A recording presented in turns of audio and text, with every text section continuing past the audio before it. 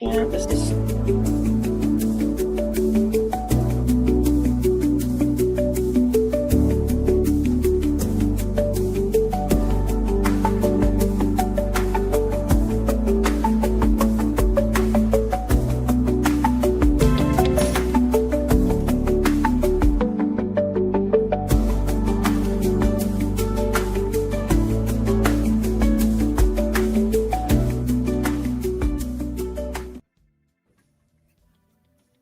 Well, hi. I guess I'm the school of How thought did you tonight. get? How the hell did you get up there? We're having technical difficulties. Hold on 1 second. Let's play this one. Psst, psst.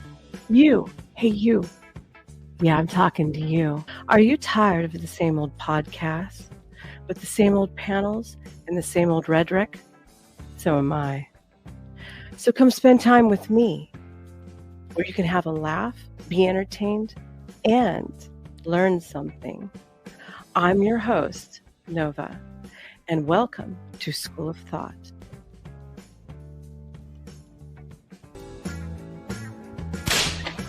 Class is in session. Welcome after another day of technical difficulties. I have two wonderful gentlemen waiting in the background. I was hoping Sean, our finance guy, would be joining us, especially during the coverage of my crypto. Sean, blink. But it's okay. He's got shit going on today. So, how's everybody doing? This is Nova Star at School of Thought. We've got quite a variety tonight. We're going to be looking at his Trump speech to the UN. We're going to be looking at them addressing the military issues. We're going to be talking about the government shutdown today. We're going to be looking at Charlie Kirk's letter to Prime Minister Netanyahu of Israel. And then we're going to have a little fun. We're going to end the stream on some retro Alex Jones at the Bohemian Grove in California. All right, I'm going to bring the gentleman up, and then I'm going to start reading from the letter, and then we're going to go on from there. My back hurts. I'm grouchy. My blood sugar's high as hell. Anyway. My goodness. It's just another day at the dog fights now, isn't it? Let's just hope he doesn't have the diabetes. That is the diabetes. Yeah. Diabetes might take better than fetus. the diabetes. Yeah, Oh, wonderful. that's true. Yes, wonderful. Hey, I am Charlie Kirk. We doing good. And Famala, I haven't checked my email yet. I've had a hell of a day. When I get done and everything, I will be checking my emails. Do not think I have forgotten you, Famala. Okay? I have not. Stuff. Mm-hmm. Oh, no, not girl. I wish it was lady girl stuff. stuff. Getting my As hair if did. you had diabetes, Wilford Brimley shows up to narrate you. He does. Sometimes he does. I just don't have my sound pad up. Wait, isn't that the guy from the 80s with the gray mustache and the glasses? Isn't that who that was? Yes. Yes? My goodness. Diabetes. It's been so long, I totally forgot about that man. So sorry for that. Okay, let's take a look at this wonderful letter from Charlie Kirk. And I love how it just kicked off all of my presentation that I had up earlier. Yay, me! This He's is doing weird. a great job. Oh, yeah, I'm doing stellar. It's showing InfoWars, but it's not showing the Charlie Kirk letter. That's really weird. Well, That's weird. I didn't put that there. Hold on. Let me fix that. Having more issues. It is what it is. This is live. And I don't have a big old staff. Yep, so, you know, that's true. that's how it's going to be for now. All right. Window. That's how it happens. Where's my window? Oh, You my should God. see, start. It'll help you while you're doing stuff. I'll talk about something else for a sec. Okay. My buddy Sinatra says put up a video today, and he did not edit out any of his mess ups. Really? He was just like, so anyway, damn it. And then he goes, so, well, as I was saying, God dang it. And then he starts over again. He did it like 4 times. It's a good video, though. That's funny. You know, we hit the algorithms really hard yesterday. I'm not quite 100% sure what did it, if it was something in the title, in the tags, or what, but let's try and hit that mark again and start. I think it was the Jelly Bean Good Ghost. It was the what? Ghost. I think you know what? You might be right, and I might have to make a commercial showing the Jelly Bean Food Ghost. for a skit. That's true. It'll be Boob Ghost. All right, I'm gonna. They can hear you, but I'm gonna. They can hear you, but I'm gonna. Hey, get your face off of there. I don't know what's going on. It's giving me a hard time. Oh well. Here, let's try it this way. Add to state. I do not like these new settings. Okay, there we go. And then I just lost my presentation. I am a reread. Sing the song the way I taught you to sing it, Tina. Whatever. I know, right? Whip and beat. Okay. So for all of the people out there who seem to think that being against our Hebrew brothers is a good idea, and all the stuff that they have been talking about, Charlie Kirk seems to be very favorable, for all the bullshit being said, and this letter proves it. Let's get started. Dear Mr. Prime Minister, one of my greatest joys as a Christian is advocating for Israel and forming alliances with Jews to fight and protect the Judeo-Christian civilization. Most recently, I am proud to have taken over Ambassador Huckabee's show on TBN. TBN is still around? Holy crap. Where we continually support Israel and the Jewish people. As Mohammedanism spreads into Western societies, it's critical and crucial that Jews and Christians stay united in the effort to contain and roll back radical Islam and Sharia law. Bring back the Crusaders. I regret to report that anti-Israel and anti-Semitic trends are at record levels on social media, which is true. It's very strange to me. These navigate sentiments, then flow downstream into college campuses and even seep into the conservative MAGA community. My team and I have spent months analyzing these trends and debating ideas that could help you and your country push back against these disturbing developments. Anti-Israel sentiment can be undermine American support for Israel. The purpose of this letter is to lay out our concerns and online potential remedies. Everything written here is from a place of deep love for Israel and the Jewish people. I think it's important to be brutally honest with those that you love. In my opinion, Israel is losing the information war and needs communications reinvention. I started to compose this letter to you on Easter. I should have been focused on my family, but I was getting bombarded with messages about Israel army, making it difficult for Christians to access church in Jerusalem wait, I just messed that up. Hold on. At that time, I did not see any official statements pushing back on this narrative. Okay, now I'm on the correct line. Sorry about that. It was frustrating because pro-Israel surrogates like me should not be in charge of fact-checking every piece of anti-Israel misinformation that pours into social media. It wasn't just Easter. On my recent campus tours, half the questions I get are about Israel, and they're all negative. I often spend half my time on these campus tours defending Jews in Israel, which I'm proud to do because I love Israel and I love the Jewish faith. Well, it's the same God now, isn't it? I spent endless hours with Dennis Prager over the years studying the Torah. Sometimes it feels like I'm defending Israel in public more than our own government. My experience on college campuses matches a recent Harvard-Harris poll, which reports 48% of 18 to 24-year-old Americans support Hamas over Israel. That's a problem. Even in young MAGA circles, Israel losing support, we are getting huge crowds of 4,000 to 5,000 students in some of my college tours. My campus visits are becoming like a rock concert atmosphere filled with conservative patriots.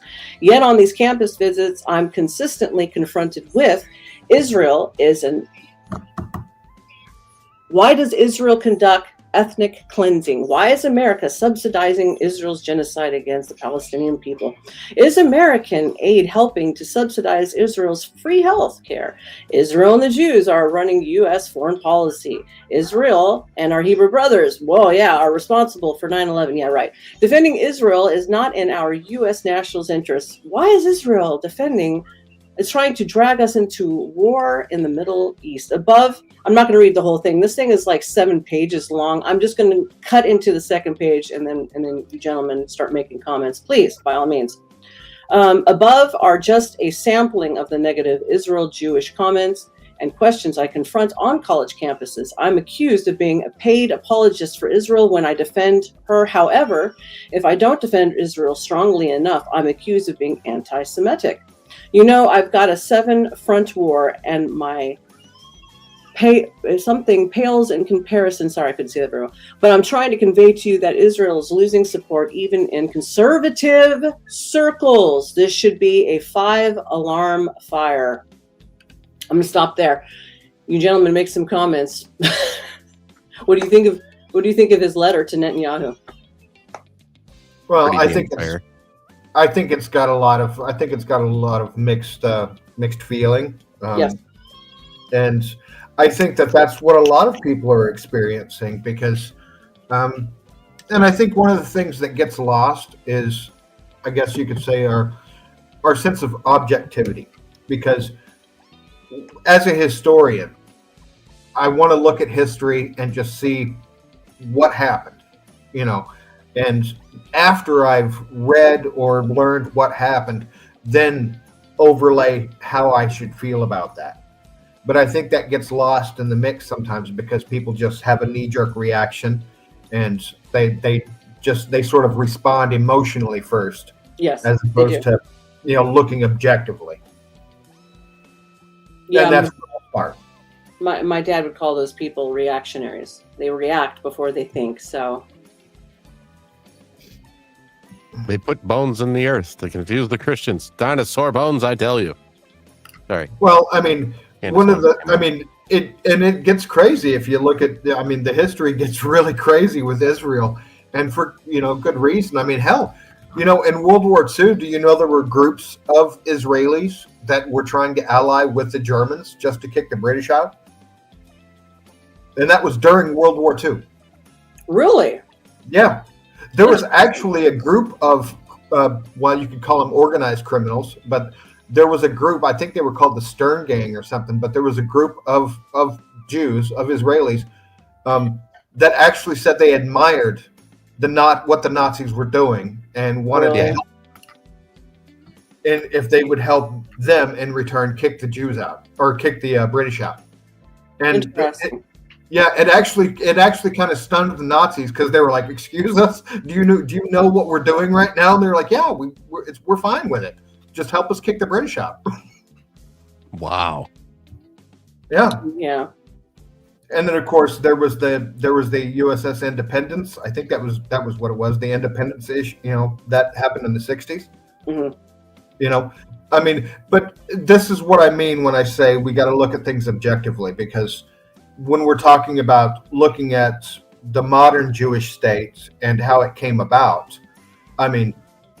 they were as ruthless as anybody, in setting themselves up, and for good reason. They're surrounded on every side by people that want to kill them, you know, and they didn't have any qualms about. Well, let's just say they had a very mercenary attitude, and so that doesn't mean, and this is where we introduced, I guess, the emotion part, because we want to say, well, they're good or bad, and because I guess that helps us through history. We have to look at something and say, well, these people are the good guys, these people are the bad guys.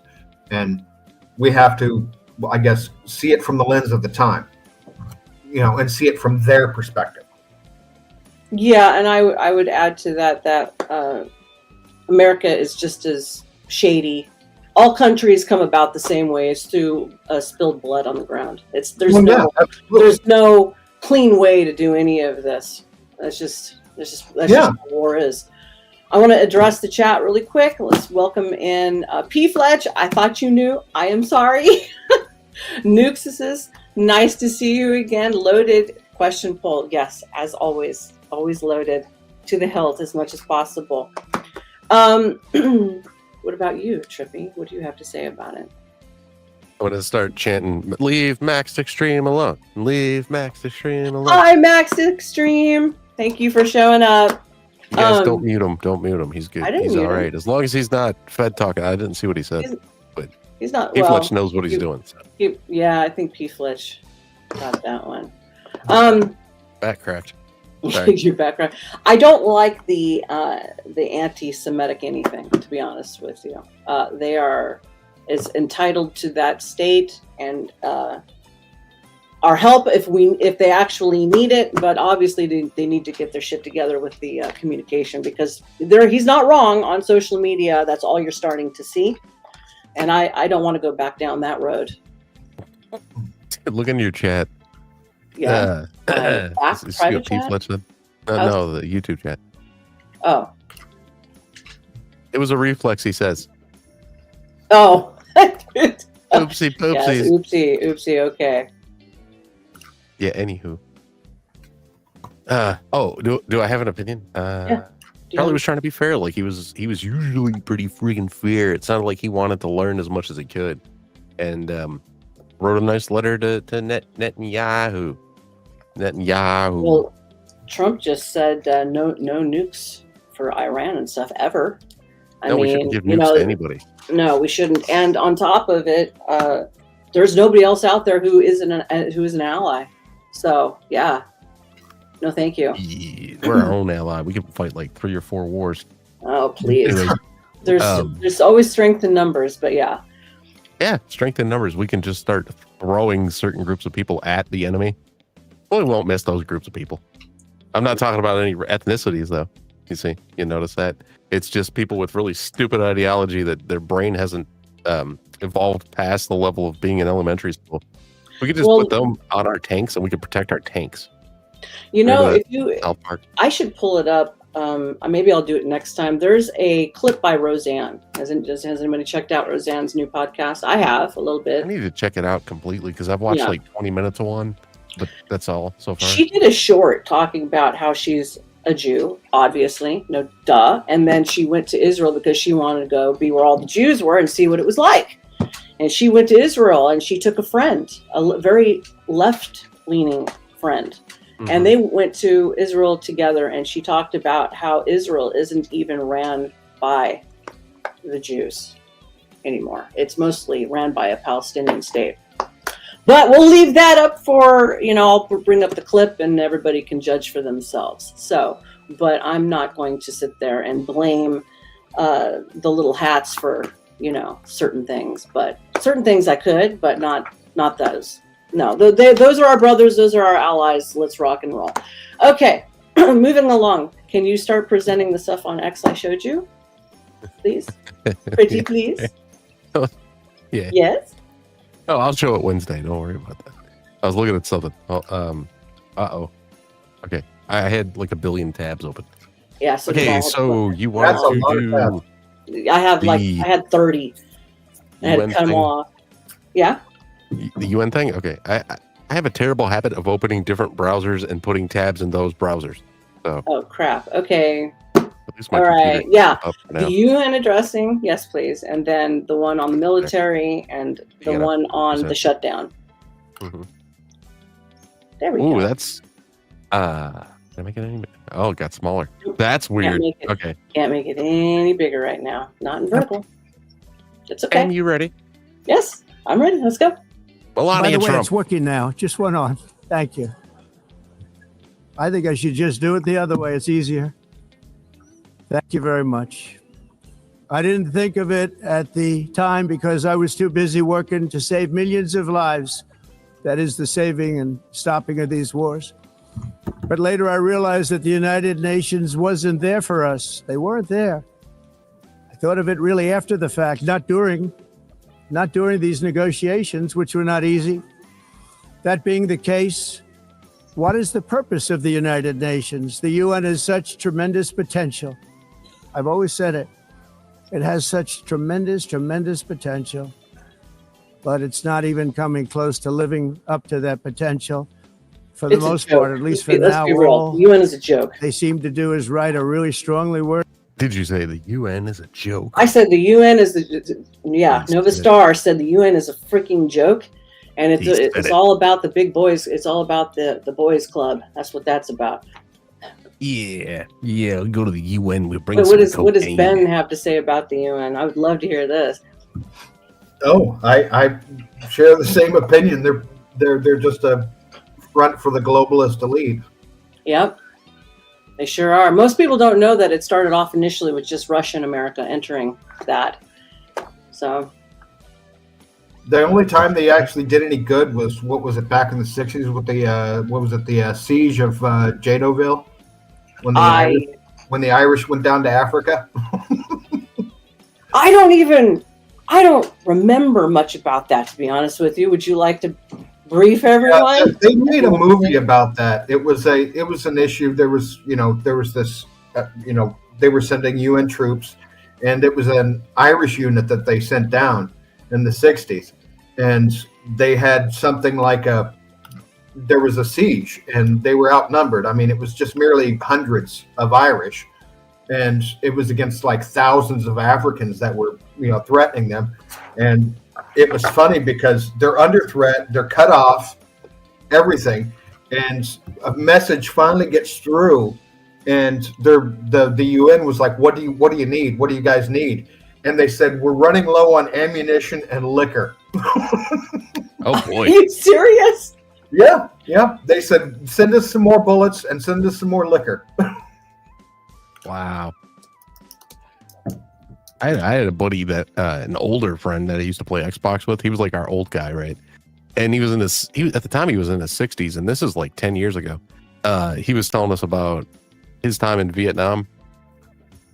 And he was like, dude, I smoked some Thai stick one day. And I'm like, okay. And he was like, and they put me on the big guns. I forgot what he called them, something millimeter cannons or some shit, something like that. I can't remember exactly. I could be misquoting. But he said that they told him to put a tracer round in there, like 1 every 5 or 1 every 3 bullets or something like that.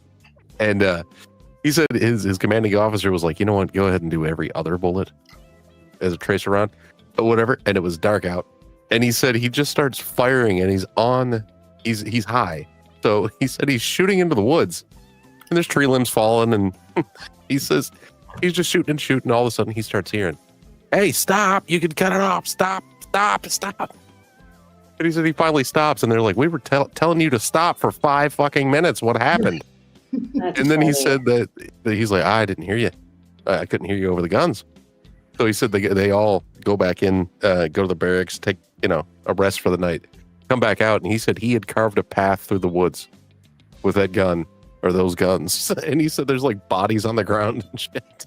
And he's like, did I do that? And they're like, as much shooting as you were doing, Yeah. Just mowing down stuff.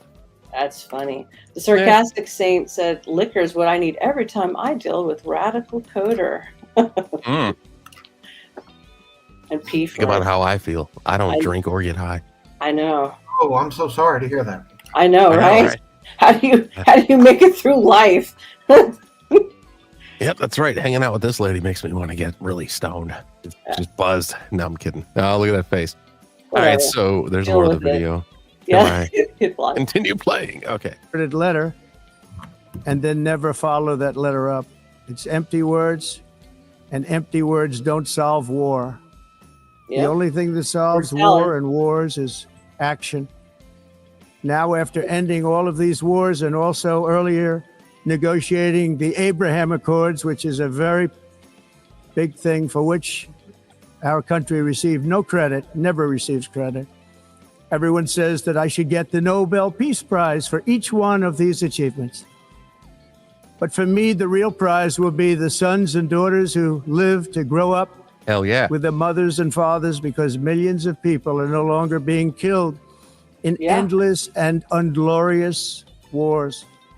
What I care about is not winning prizes, it's saving lives. We saved millions and millions of lives with the 7 wars. And we have others that we're working on, and you know that. Many years ago, a very successful real estate developer in New York, known as Donald J. Trump, did on the renovation and rebuilding of this very United Nations complex. I remember it so well. I said at the time that I would do it for $500 million, rebuilding everything. It would be beautiful. I used to talk about, I'm going to give you marble floors. They're going to give you terrazzo. I'm going to give you the best of everything. You're going to have mahogany walls. They're going to give you plastic. Yep. But they decided to go in another direction, which was This is like a kind of a this well for me was a bombshell when he says that they approached him in the 90s and they asked him to help build this very building they're standing in. Mhm. I was like, oh shit, he's telling on the boys. He It's sure much more is. expensive at the time, on which you actually produce a far inferior product. And I Sarcastic realized saying. that they did not know what Church they were outfits doing when are- Yes. I it's gotta addressed- pause it before you say Yes. it because I couldn't Oh. understand you. It's okay. The sarcastic saint says, "Is that your church outfits art?" Yes, this is one of my church dresses. Isn't it appropriate? Yes. Yes. The preacher's It's very- daughter. Well, it's not Sunday, but still. Yes. If I was to go back into the Michigan Baptist church, they would tell me that I was causing men to sin. That's what they told me one time. But I was dressed even more conservative than this. Like, everything's covered. Like, what's the complaint? You know, whatever. They wanted you to be wearing like I would say hijab, but that's wrong. They want you to be, you know, you gotta cover it all up. All the Yeah. your face, They- everything. My face. Yeah. No wrist. Yeah, I know. Like, they had girls there chubbier than me wearing super skin tight clothes. They're coming to me telling me that I needed to put on even more clothes because, well, I was hotter than them, I guess. So I guess I was part of. This isn't working. Why isn't this Who going? was? Ah, Who was it? Who could it possibly be? Was it? Oh, I don't know. Satan? Yes, it was. Right, It was she Satan who made me dress in jeans and a shirt and a whatever. You know what I You're not- mean? oh, okay. You're not Satan. No, I'm not Satan, but they were trying to say it was Satan. Yes. I need more convincing. You Okay. do? Product. Yeah, I know.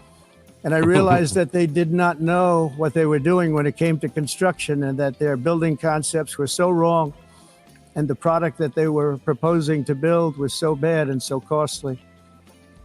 It was going to cost them a fortune. And I said, and wait till you see the overruns. Well, I turned out to be right. They had massive cost overruns and spent between $2 and $4 billion on the building and did not even get the marble floors that I promised them. You walk on terrazzo. Do you notice that? Hmm. As far as I'm concerned, frankly, looking at the building and getting stuck on the escalator, they Uh-huh. still haven't finished the job. See, that's because when they walked in, the escalator shut down right when Melania's foot hit the first step. I saw that, and they made her walk her And- ass up there. They're trying to say that it wasn't on purpose. No, it was totally on purpose, and they were Yeah, that laughing was- about I've it. never Security seen issue, something. too. What was that? That was a security issue too. I mean, Yeah. you know, the Secret Service should have been all over him when that happened. And they weren't. No, I mean, you can see the video. I mean, because they should have been. I mean, if he stops for a second like that, he's open. You know. Oh yeah, you're right about that. I mean, I saw the video of all that getting shut off and her walking up the stairs, and you're right. I didn't recall seeing any Secret Service on any of that stuff. You're right. I mean, both of them should have been tackled. I mean, because Mhm. that was just a security issue, I didn't even think about that. especially in light of everything that's happened lately. Mm-hmm. Yeah, they keep doing it. Their Secret Service is like lacking like a motherfucker. And Yeah, paid to lack, no doubt. probably. Oh, well, that's They're my getting paid opinion. It's my Paid opinion. by Pfizer. Yes. They're sponsored by Pfizer. Oh, I They would still haven't finished. That was I would years just ago. Soros. Go ahead, play it. That was years ago. That was like a few seconds. That's it. It was over. Oh. It was years ago, Star. Years ago. Well, I would. When they figure it asked would Trump be to covered by help that. build. By Soros, that fun person. All right, is that done? Was that done? Yes, it is. Oh, sweet. All right, we'll take a Now we look got at the Trump on military C-SPAN. one or the other one. That's fine too. I have the C-SPAN one. It says a lot of good can come down from shutdowns. We Yeah, can get rid of a lot of things that we absolutely. didn't want. Fire him. I'm trying over here. I'm still doing a terrible Trump. No, So you're fine. it's up. It's ready when you're ready. I clicked it. There we go, There we Freddy. go. Very much, Lynn. I have a 5-second delay, just so you know.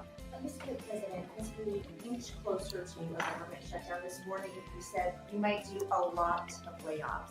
If DOGE is already reducing the federal workforce, why is it necessary to link more federal jobs cut to a shutdown? Well, the Democrats want to shut it down. So when you shut it down, you have to do layoffs. So we'd be laying off a lot of people that are going to be very affected. And the Democrats, they're going to be Democrats.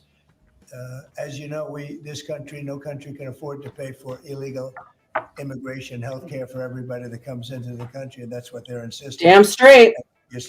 Damn straight. Is he sitting there with a bunch of golden drink coasters? I can't tell if it's so small.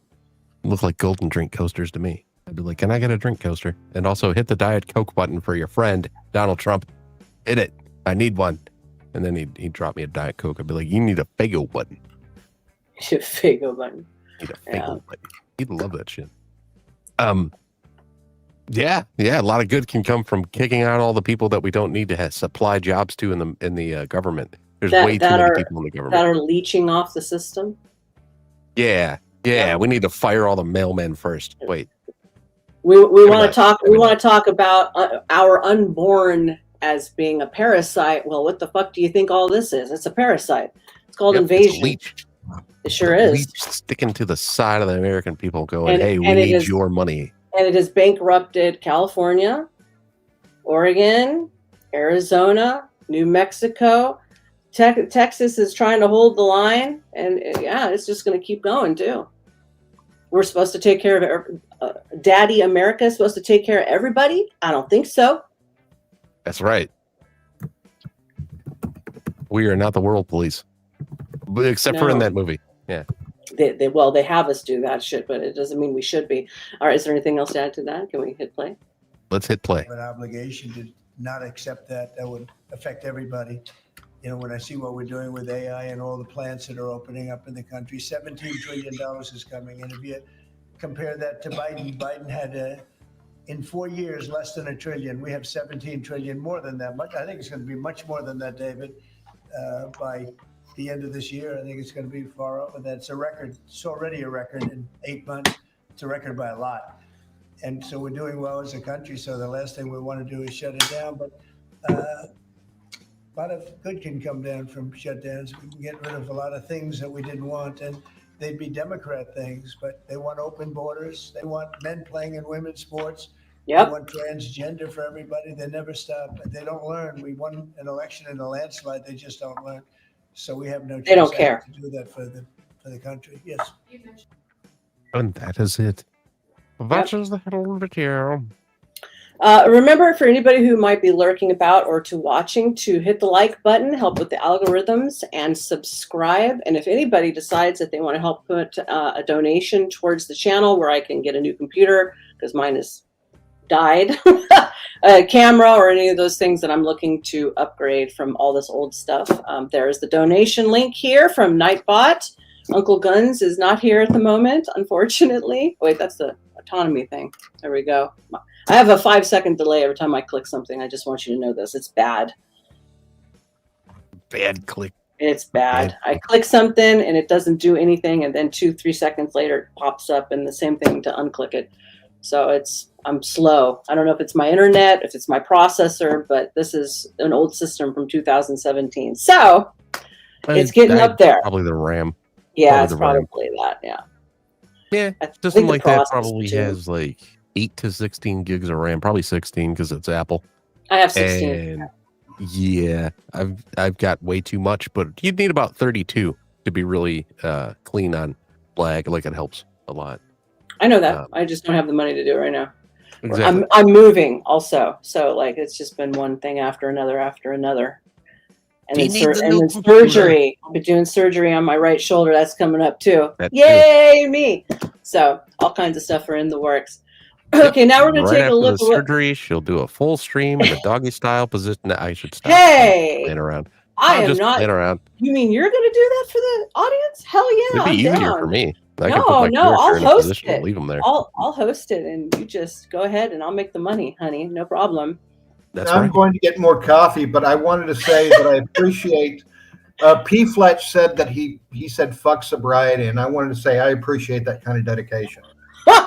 We have a bunch of degenerates tonight, and we all agree with this sentiment. However, I am sober. All right, you go get your coffee, and I will wait for you. Be right back. Okay, we'll play something else in the meantime. Be right back. Let's put a joke on for the people. Let's make this entertaining and fun. Man, I need to find something. Let me see. Give me a second. Here we go. I got one. What are we talking about? We're talking about the sandwich. And also, I don't measure size well. You don't? Okay, so how did you know that the sandwich was not 12 inches? Well, Did you use some type of... What did you get? Okay, what I'm asking is, what did you use to gauge that the foot-long sandwich, if that's what 12 inches, was not actual 12 inches? well, Your Honor, I went to another sub shop, Okay, and their shops were 12 inches. okay, and how did you gauge the size? These were only about that big. Okay, did you use any type of instrument to measure the size? That's what I'm asking you, sir. Yes, What did you use? I'd rather not say. Oh, you're going to say.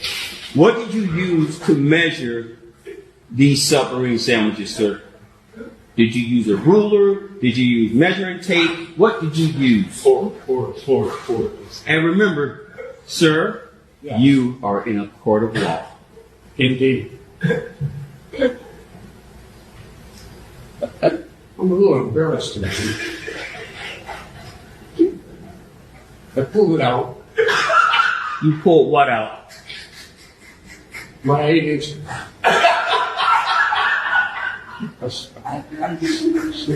Oh, I know you. Did he say, I know you lying? Yeah, he did. He That's used pretty his good, huh? winky. He used his winky to measure the foot-long sub. I thought you'd appreciate that. So I wonder Uncle, if he measured that with any kind of tool. I'm sure he did. That's why he was going, oh, I know this is this size, so let's compare. Don't you Always think? carrying my I 12 inches with me. That's I what he would said. think so. So Uncle Guns posted in my comment section last night after the stream. He put 2.7 K views of this post, third most popular live video. I'm On not your channel, quite. yeah. Yes, I'm not quite sure how I got there, but let's rock and roll, baby. Okay. Let's make it happen again. Let's make it happen again. All right, Ben, here we go. We're going to listen to how we're going to put the military back. No fat asses allowed. Play it, Maestro. Oh, this is the right one. Then good. Let me get this up here. It's only 35 seconds. This administration has done a great deal from day one to remove the social justice, politically correct, and toxic ideological garbage that had infected our department, to rip out the politics. No more identity months, DEI offices, dudes in dresses. No more climate change worship. No more division, distraction, or gender delusions. No more debris. As I've said before, and will say again, we are done with that. This administration has done a great deal from day It one. repeated. Sorry. It's okay. We are done with that bullshit. When he said bullshit, I almost thought it was AI. I wasn't sure. I was like, did he say that? Or Of course he did.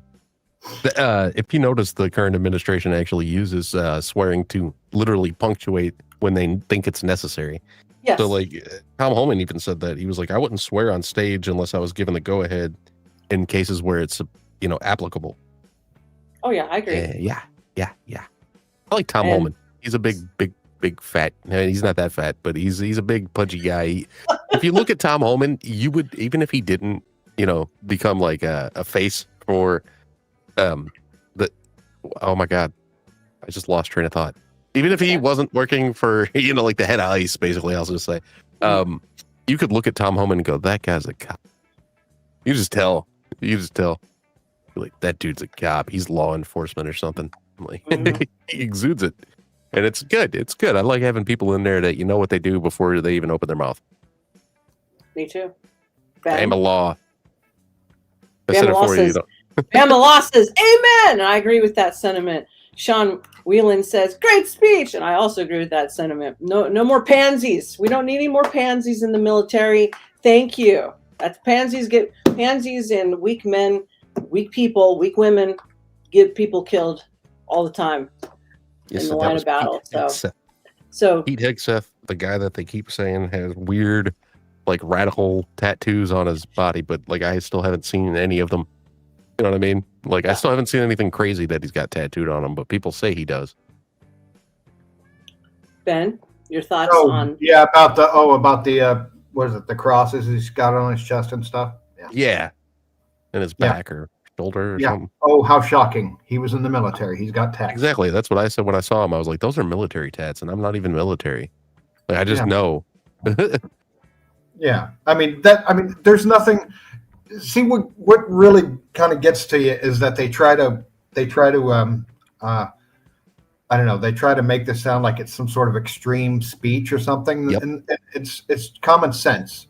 The military is a war fighting force, and if anything interferes or interrupts that ability, then it's got to go. Sean's on the chat. Sean, you get your little Shawnee ass up here. I asked him, he says he's not up to it for tonight. So it's all right. Well, you nurse that hangover that you got and tell the girls that are still at your house that they're not supposed to be there for more than 6 hours, and cab fare is on the table. That's right. Get out, bitches. Bama says, laughing my ass off, he has infidel in Arabic. The tattoo, I would imagine. Yes, that's funny. Wait, Bama does or Pizza Hegseth does? Probably Bama. Yeah. No, I think him. Hegseth? Can you say Hegseth? Is it hard? Hegseth? No. Sarcastic says, is this true, Ben? He says that I don't think the military would allow racist tattoos while you serve. Is that I mean, if they don't speak depends on what area you're talking about, honestly, I've also heard that getting tattoos while you're serving is actually looked down upon. Like, you're supposed to do it in your off hours if you're doing it at all. That went out or they kind of implemented that in the 90s, late 90s. That was about the time I was getting out. Gotcha. Yeah. And that was about the same time they were trying to phase out the Confederate flag and shit like that. Yeah. Okay. That is the Dukes of Hazzard flag. Okay. And we will be we will be fine with it. Star loves the Dukes of Hazzard. It's her favorite car. It's my favorite ever. But it's like what's funny about the whole thing is, like, if you've ever been on any kind of military base near the barracks, I mean, you see every single kind of flag you can imagine. Yeah. So makes sense. We got a very mixed military, and that's how it's supposed to be, because that's what the U.S. is. That's to be expected, I should say. Star, I have been hearing a lot of rumors about ISIS going into Dearborn, Michigan. Yes. Not ISIS. Ice, baby. Not ISIS. Sorry.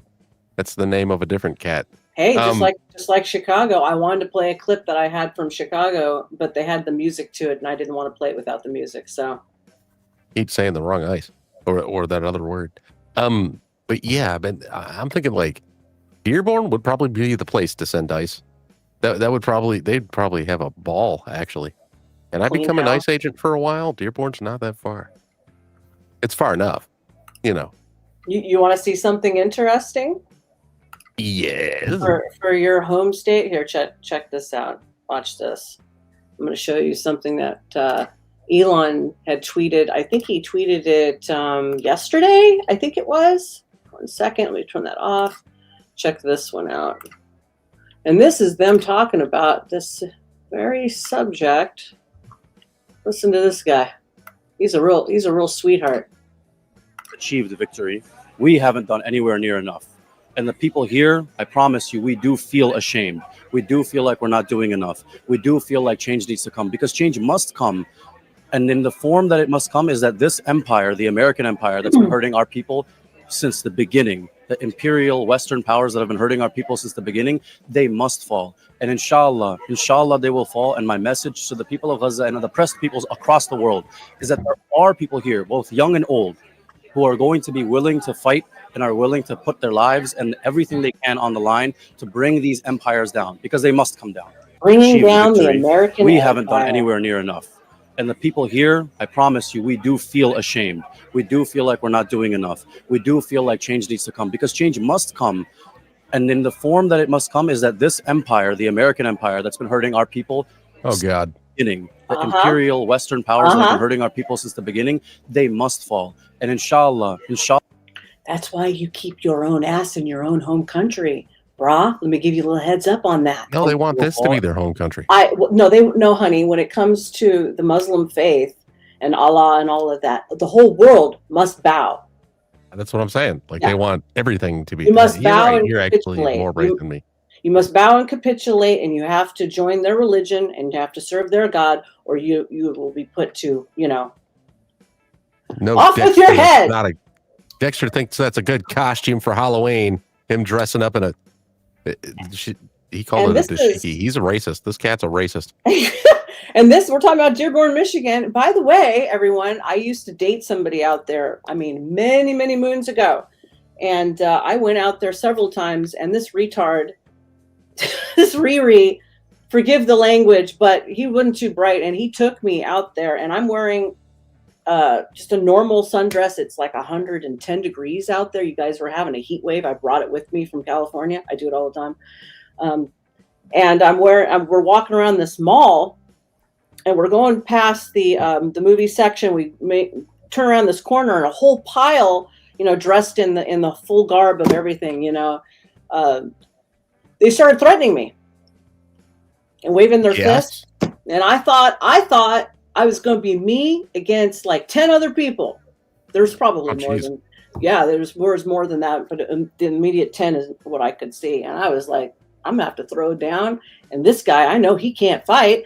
I'm fucked. You know what I mean? So Fletch sent me a video response to the video that you just played. I think we should. Really? Shall we finish all It's a these quickie. lovely people who come into the country with such great intent? We don't want to finish this? Oh, come on. It's only 20 seconds. Thought it was over. My That message one. to We'll people finish of Gaza and the press Let's people let here it all across the sink world in. is that there are people here, both young and old, who are going to be willing to fight and are willing to put their lives and everything they can on the line to bring these empires down, because they must come down. Achieve the victory. We haven't done anywhere near enough. Is it repeating again? Yeah, it Okay. just started. Yeah. Pop my screen up and I'll do the video response that Fletch sent me. Okay, It's make just sure quickie. it's YouTube friendly. Totally fine. It's just a tank with a flamethrower. Okay. Cool. Another weapon system to provide close-in support is the flamethrower M132. This destroys targets by Look at shooting that. burning napalm at distances up to 170 meters for a maximum of 32 seconds. Wow. It's a tank palm. Tanky napalm. P. Fletch says, and this is how we used to deal with opposing soldiers. Yeah. That's right. One of the things that I think is lost in well, we get it, but I think one of the things that's lost in the chat is like the founding fathers never intended for America to be, an international whorehouse of entitlement. Yes. True. Thank you. The only people that we were welcoming here were people that shared our values and our culture. Mm-hmm. The rest were just visiting. That's true. That's why we have our own country and they have theirs. But that was hijacked a very, very long time ago to say, oh, well, America is just here for everybody and anybody. Yep. No. America is the international commodity. You know what I don't like? And I'll be the first asshole on a stream to say it. I'm going to go on a rant. And you guys can chime in just a second. But are you ready for my rant? Here's my rant for the day. Oh, shit, it doesn't work. That's a weird voice, Ben. I didn't know you did such a good impression. Doing that? Why is it? They won't let me. It's funky. Double click yourself. This thing is lame sometimes. Whatever. Or highlight yourself and then just. There we go. This is fine. I would really love to know why it is, and I'm going to let all you what are we passport bros know that if you marry another woman from another country, that does not give you immediate entitlement to that country's anything, water rights, mineral rights, land rights, any of that stuff. Oftentimes when you get with somebody in another country, you don't have any of that stuff. The spouse has it. Or if you got a divorce, the spouse takes all of it and the state, you get nothing from it. My point is this: why do all these countries get to come over here and buy up all of our land and all of our housing and all of our farmland? Why do they even have any of that entitlement to begin with? That's right. And you guys go into other countries and marrying their women. You're a traitor to the U.S. I don't care. I don't care about that. Everybody around. You're not really. Yeah. Everybody has the travels. freedom. He's out there. Yeah. Everybody has the freedom to do with what they want to do. Fine. But I would like to know why it is but it's not. We can't go to their country and do that crap. But they can come over here to our country, and the next thing you know, they've bought up entire freaking cities, and they're trying over here to make ginormous mosques and stuff like that. Yeah. So one of the things is that one of the things that the left excels at, these globalist elites, they excel at is hijacking the language and changing the meaning. For instance, Yes. one of the biggest things is just the word freedom. Because most people interpret the word freedom to mean you can do whatever you want, and that's not true. Because there was a quote, I can't remember his name. I think it was Locke. I can't remember, but the quote was, "Only good men can love freedom heartily. For the rest, love not freedom but license." Ooh, that's good.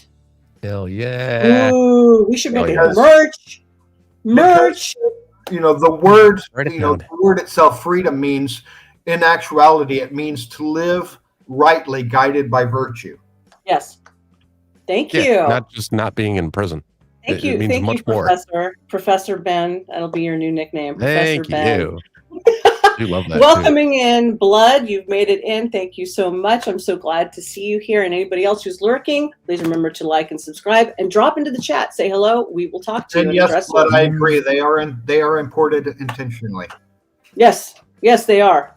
And they get all the benefits and the things that none of us get to have when we're in need of them desperately. Let's move along. Yeah, in their own home countries, they can't even show their ankles. I'm gonna play the disclaimer for all the stuff that's coming up. Y'all ready for my disclaimer? It's a fun one, starring yours truly right here, TripleCast. The views and expressions, opinions, and stuff on this channel are probably crap because it's a woman, and I'm just done with this and I want to burn it all down.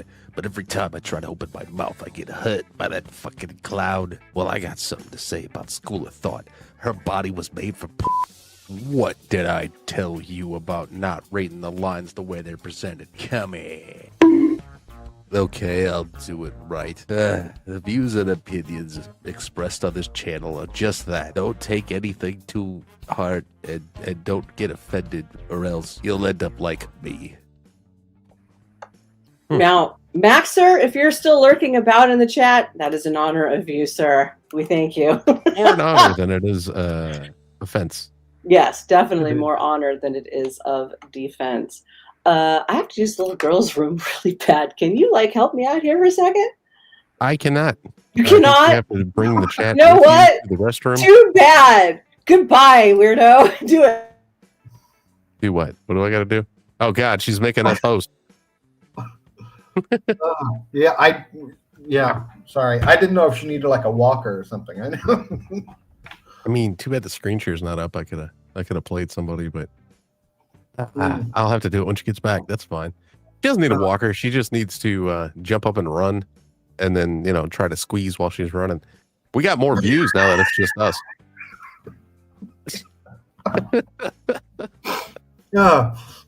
If she had hardwood floors throughout the place, she could just scoot her computer chair over I to the heard bathroom. all of this. Well, then present my screen while you're still there. Let me pop it up. There you go. I logged in on my phone. I'll be right back. Oh, all right. Hey, I do that too sometimes. But when I by the way, I wanted to say that I'm still trying to learn here and get my chat thing straightened out. So I just wanted to say that a lot of the guests and people that are watching, I've been trying. I want to interact and say thanks and all that stuff, but I'm having a little bit difficulty doing that. So I'm just trying to play catch up. Yeah, it happens. I mean, that's basically what you have to do. Yeah. And over time you'll learn certain things that you'd be like, oh crap, can I say that? Most people are fine with it. Especially on my channel, I just put my link in the private chat in the StreamYard. If you ever want to drop by, you are invited, sir. You had asked me in the WhatsApp, and I was like, oh shit, I forgot to respond. But this guy right here, I don't know how well you can see horse teeth here, but he's very upset about something, and I don't know what. So here you go. I feel sick. I feel sick to my stomach. I feel sick to my stomach. I feel disgusted. Guess by Trump. I don't know. Is Mr. Ed with us right now? What am I watching? Yeehaw. You saying about the custard? Yeah, I guess maybe. I don't I know. think he's talking about the outfit that Star has on. He is disgusted. He's disgusted that you would walk into a church wearing that right now. I didn't wear this in a church. Well, she wore it in a school, the School of Thought. That's right. And you guys should subscribe. Yeah, I did that. Very good. Very We're good. up to 18 viewers I'm because you left. surprised this channel has gone on this long without any Van Halen references. The Hot for teacher? Oh, I wanted to record a thing doing a Hot for Teacher version. Yeah. How did you know? How did you know? We may be able to get some of it on there. I was around when the video came out. You know, my original concept was I was going to have a board behind me and I was going to have something I could whip the boys with, and I'll be smacking the chalkboard and presenting stuff. Oh yeah, I was gonna with the whole outfit. Oh yeah, I was gonna go all out. Yeah. Maybe after I get moved, I can do it. We were talking about Uncle Guns before we switched, right? So I could play a video. I have a video from the older millennial talking about some stuff happening over in Britain. Go ahead. We'll play that, and then we're gonna go into my stuff, and then we'll get into the crypto, and then Bohemian Grove. All right. So here you go. I think you'll enjoy it. Check it out. So as not to offend their newly arriving guests from the Middle East, the national healthcare system of the United Kingdom is now endorsing fucking your family. Guys, look, I wish I was joking, but I'm not. Like, this is the guidance from the national healthcare system of... And it says, first cousin marriage has, quote, benefits, says NHS guidance despite birth defect risk. You know why they're doing that? You know why? Muslims. That's right. Oh, Lord have mercy. That's what he's saying. Oh, so Lord that's have mercy. out in the UK. There's only about a minute and 10 seconds left of this. You want to finish it up, or are you good? Yeah. No, go ahead. The United Kingdom. And the worst part is they acknowledge that fucking your first cousin is going to result in some birth defects. It's going to result in fucked up kids. But the national healthcare system, like these are doctors, has said that the extended family and economic benefits outweigh that. These are doctors saying that they acknowledge marrying and fucking your cousin is going to lead to birth defects, but fuck it, there's economic benefits. And this is all in an effort to appease the newly arriving guests that are coming to the UK every day. Because most of us in the civilized world, we understand that don't fuck your cousin. However, there is a section of the world where that regularly occurs. And even though we understand the reason we don't do that is for medical reasons, the UK has said, fuck that. If we tell them the science, that might be offensive. Guys, I'm sorry, but you can mark it down in your calendars. 2025, the year the United Kingdom became a failed state. Damn. I love the older millennials videos. I'm going to be working with Shane to present some stuff that's going on in our European countries that more Americans need to be more aware of what's actually going on. It really bothers me that most Americans have no clue of what's going on over there. So we're going to start presenting some of that, and that's a good way to start with that. It matches the whole, mark of the beast, right? Right, mark of the system. Cannot buy, sell, or. Things aren't looking good when when the IRA is becoming popular again.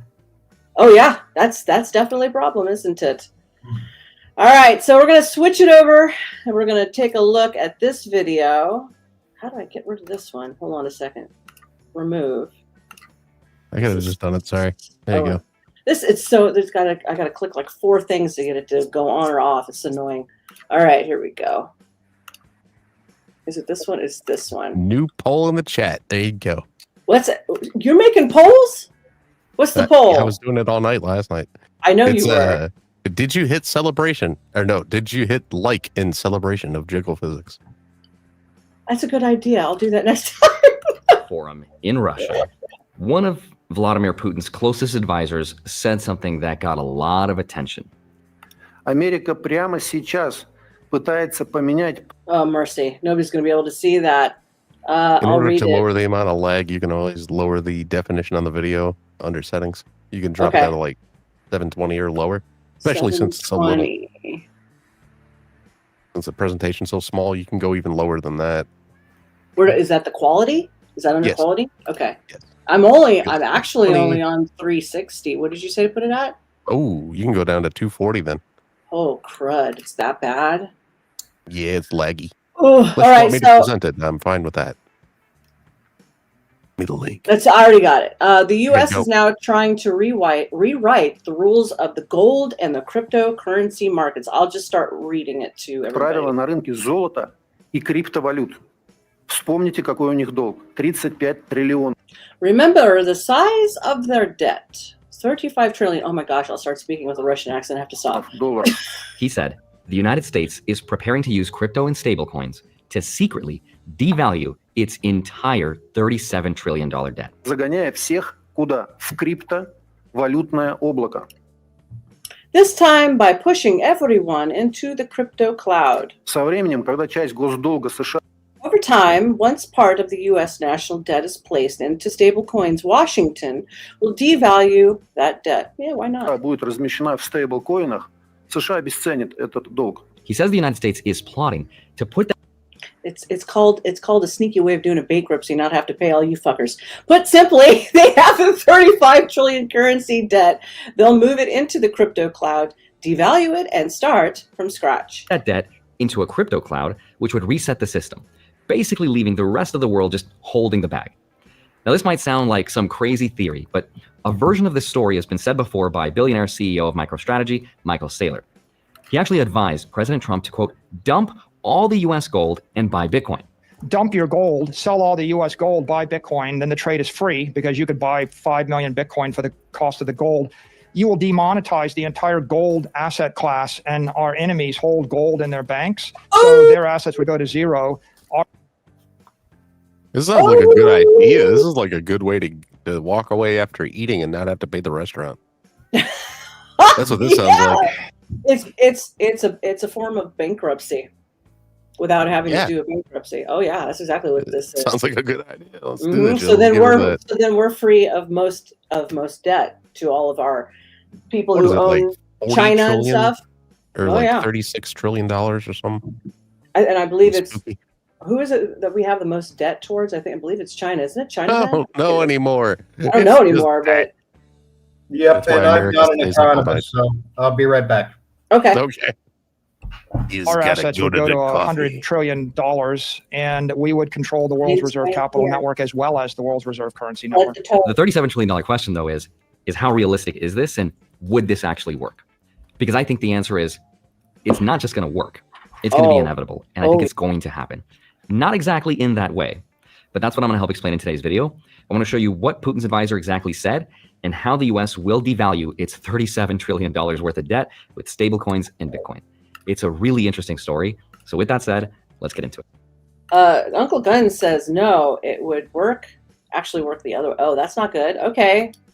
And he also said Japan holds the majority of our debt. Really? I thought it was China. Yes, Japan. Well, if China held the most of our debt, they'd probably not be a third world country. Anyway, True. See, I said a thing, but I might not be right, so I just gave over it. You could be wrong. We're not the most complicated here. We're doing a podcast. We're not like, according to that mommy lady, she said I didn't even pass high school. So. Oh really? Yeah, she was Well, the only thing she could do is drop F-bombs, so I'm thinking she didn't get past the third grade.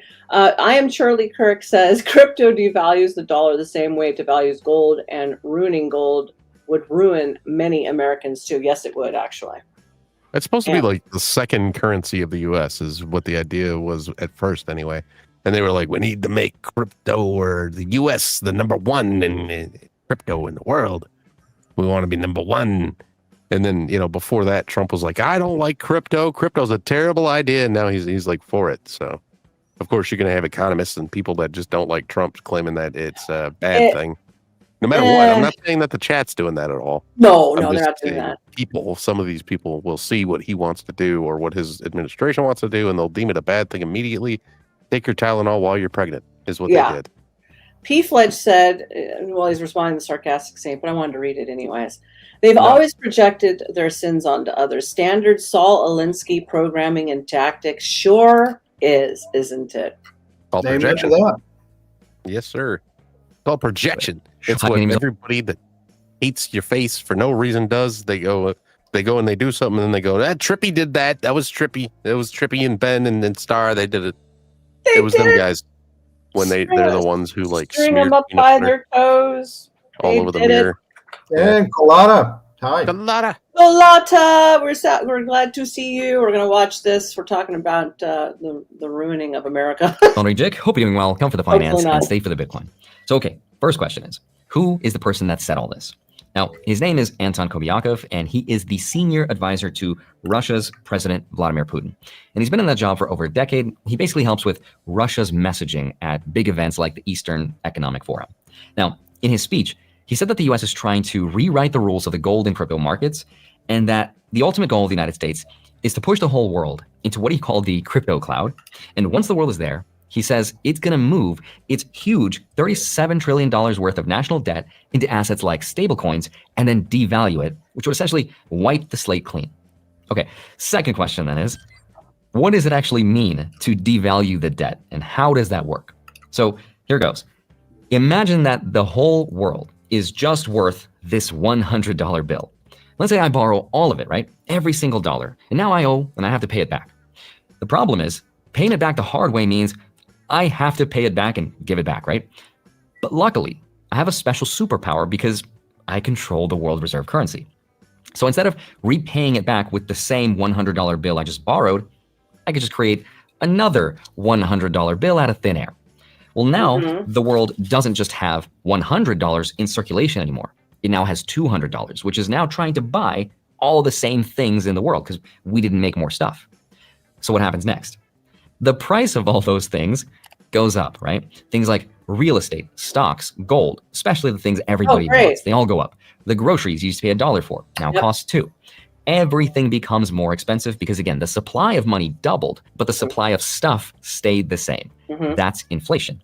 Now, when I go to give you back your $100, it looks like I just repaid you back in full. But in reality, I cheated because now your $100 bill doesn't buy you the same amount of stuff because I diluted the money, so it now only buys you half as much. I devalued the debt. Which is why when I go to Costco, and I used to get half of my grocery supply there, it was $150 to $200 the entire month. It's now $450 if I wanted to go that route. There we go. Basic economics 101, children. And what most people don't realize, though, is that this is literally the oldest trick in the book. And in a lot of ways, it's how the United States has been paying for its debt this whole time. Devaluing doesn't mean defaulting. It doesn't mean not paying back.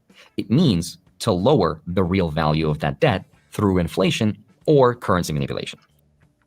And I do the same thing, and businesses do the same thing by reducing what their net worth of their product base is also, which is where they're getting the tactic from. I've done it many times. And this has happened over and over again throughout time. After World War II, during the inflationary 1970s, and even more recently after the pandemic, when we created a ton of new money and then everything went up in price, right? More dollars chasing the same amount of stuff. So when Russia's advisor says that the US might use crypto to devalue its debt, he's not telling us anything new, right? He's describing something the US has been doing for a really long time. Now, if you take that same trick I just explained and you push it out to the rest of the world, that's what stablecoins let you do. And just to be clear, this isn't literally exchanging the $37 trillion into stablecoins. It's using dollar-pegged stablecoins backed by treasuries to spread liabilities globally. When those dollars are inflated, the loss gets shared by anyone holding the tokens, but we'll get into that later. But also, speaking of integrating stablecoins into everyday life, did you know that it's possible to earn what I think will be the future world reserve asset without ever buying it? That's what I've been doing with the Bitcoin credit card by Gemini, which is today's sponsor, and it's a card I've been using for a while now. All opinions are my own, and we're not influenced by Gemini. I use it like any other regular credit card for gas, groceries, and I earn Bitcoin every time I use it. It has no annual fee, and you can see rates and fees in the description for more info, but this card gives you up to 4% back. MasterCard World Elite, and I've used it points. So if you're interested, click the link in the description all the time. The natural state of the economy is deflationary. So what does that mean? Well, it means if the amount of money in the entire world stayed the same, Like, let's say there was only ever this $100 bill in the entire world, right? And it was always that amount. Over time, as technology gets more efficient, as we get better and better at making stuff, the price of everything would naturally go down. Things would get cheaper because productivity goes up, but the money supply stays the same. That is the natural order of the universe. It's decay. Things get cheaper over time. And that's how it should be. But if you think about it, that's not how the world we live in actually works for some reason. And that's because governments can make more money. And when they do, that's when you hear, oh, wait a minute, gold, real estate, stocks, Bitcoin, that's hit an all-time high. But the reality is, it's not really that those assets are going up in price. What's really happening is that the dollar's going down because we're making more of them. So it now takes more of them to buy the same thing. And when the new money floods the system, all that extra liquidity, as it's called, has to find a home. It has to find a place to go so that it doesn't become worth less. So it gets put into things like real estate, stocks, gold, Bitcoin, which is also why over the long run, those assets look like they go up forever. In reality, they're just holding their purchasing power, while the money that's underneath all of that gets weaker and weaker. So then the question is, what if you can expand this superpower, right? You could widen the same trick beyond the US borders. That's where stablecoins come in. Okay, but hold on. If the US can already devalue its debt with regular inflation, what does it matter if it can do the same with stablecoins, right? This is why Russia's advisor thinks the US will actually do this.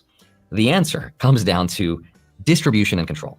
You see, when the US inflates the dollar, the economy starts to feel the pain right away. We all see the higher grocery bills, right? The more expensive house prices, the energy costs going up, potentially higher interest rates to cool it down. Those CPI and consumer price index reports go up, and then people get upset, right? But stablecoins, they change that equation. Because stablecoins park reserves in short-term US treasuries, so the demand for dollars in treasuries can actually go up as adoption grows, making the whole thing kind of self-reinforcing. Every time someone uses USDT or USDC throughout the rest of the world, they're basically holding a digital IOU backed by US treasuries. That means they are indirectly helping fund America's debt without actually buying US treasuries, right? So if the US devalues its debt through inflation, the burden doesn't just hit American citizens, it gets exported worldwide through the stablecoin system. So inflation then becomes kind of a shared tax that stablecoin holders everywhere are forced to pay because their digital dollars also lose purchasing power at the same time. Now, this is also technically true of today's system because dollars are everywhere throughout the world, but this would become a much bigger market that would also exist on people's smartphones. And here's the other piece of the puzzle. Stablecoins can look neutral because they could be created by private companies, not just the government. What that means is they don't carry the same political baggage that, is associated with the Federal Reserve or the Treasury. And under the Genius Act, it says only approved issuers like banks, trust companies, or non-bank firms can get special approval. They can issue regulated dollar-backed stablecoins in the United States. So if Apple or Meta wanted to, they could create their own currency like Metacoin, right? All they got to do to get approval is just suck up to the president a little, right? How much are you spending, would you say, over the next few years? I think it's probably going to be something like, at least $600 billion. Show your loyalty, spend a little bit of money. Oof, damn. Totally not an anti-Trump sentiment at all, and he didn't Not do at this all. video because he dislikes the president. Not Well, even a little. I was given this video. Uncle Gun says, no, once you devalue the debt, no one would invest in that new currency as the world standard. Nobody would loan us anything because of risk of default on the debt. Yeah, he's right on that. Ben, do you have anything you want to add to this? No, I'm just mad that my cigarettes are more expensive. I'm mad that everything's more expensive. Do you know what it costs to buy a bra these days? Especially no, I do not. Oh, okay. My bras are over $100, and there's some heavy duty wiring in there. Okay, I'm just telling you. I mean, it is the age of the internet. Are you offering to sell people in the chat a bra? Your bra? Like, you might be more specific. You know how people do on the internet. I wasn't know of a offering guy. that. Why? I don't think anybody would do that. Something this weird. I know of a dude from YouTube named Repsion that sells his boxers. Wow. His worn boxers to people. Are you serious? Yeah. And he's a this welder, comic? and he says he wears them for like 3 days. Oh! Sells them. A welder for 3 Yeah. days. Yeah. Okay. All right. Well, there's an ass for every seat, they say. And that's why stablecoins are going to play such a huge role in the devaluation of our debt. It's kind of CBDC level of control without the CBDC brand. Now, here's why the rest of the world wants no part in any of this. And we know it doesn't because of how much gold the world has been buying. That's what's happening to gold right now. Countries are like, we don't want your stablecoins. Give us gold because it was the agreed upon standard for thousands of years. So let's just go back to that. But why don't they want any part of this, right? It's because even though stablecoins are supposed to be backed one-to-one by real US assets like dollars or treasuries, in theory, every single stablecoin in circulation should have a real dollar or bond equivalent sitting right behind it. The problem is there's no way for a person or a foreign government to audit that claim with 100% certainty. Companies like Tether and Circle release reports, but you have to trust the issuer and the auditor, and they're all mostly US-based. And when it comes to trust, especially when it comes to trillions of dollars, that's a big ask between countries. Even if one day blockchain technology makes it possible to fully audit those reserves in real time, that still doesn't really solve the bigger problem, which is that the US can always change the rules. Remember, the government once promised that dollars would always be redeemable for gold, and then in 1971, Nixon just rug pulls everyone, right? That link was cut. So from the world's perspective, that was kind of like the ultimate rule change, right? That was the promise of redemption and then just kidding. So a trust us token isn't really going to cut it.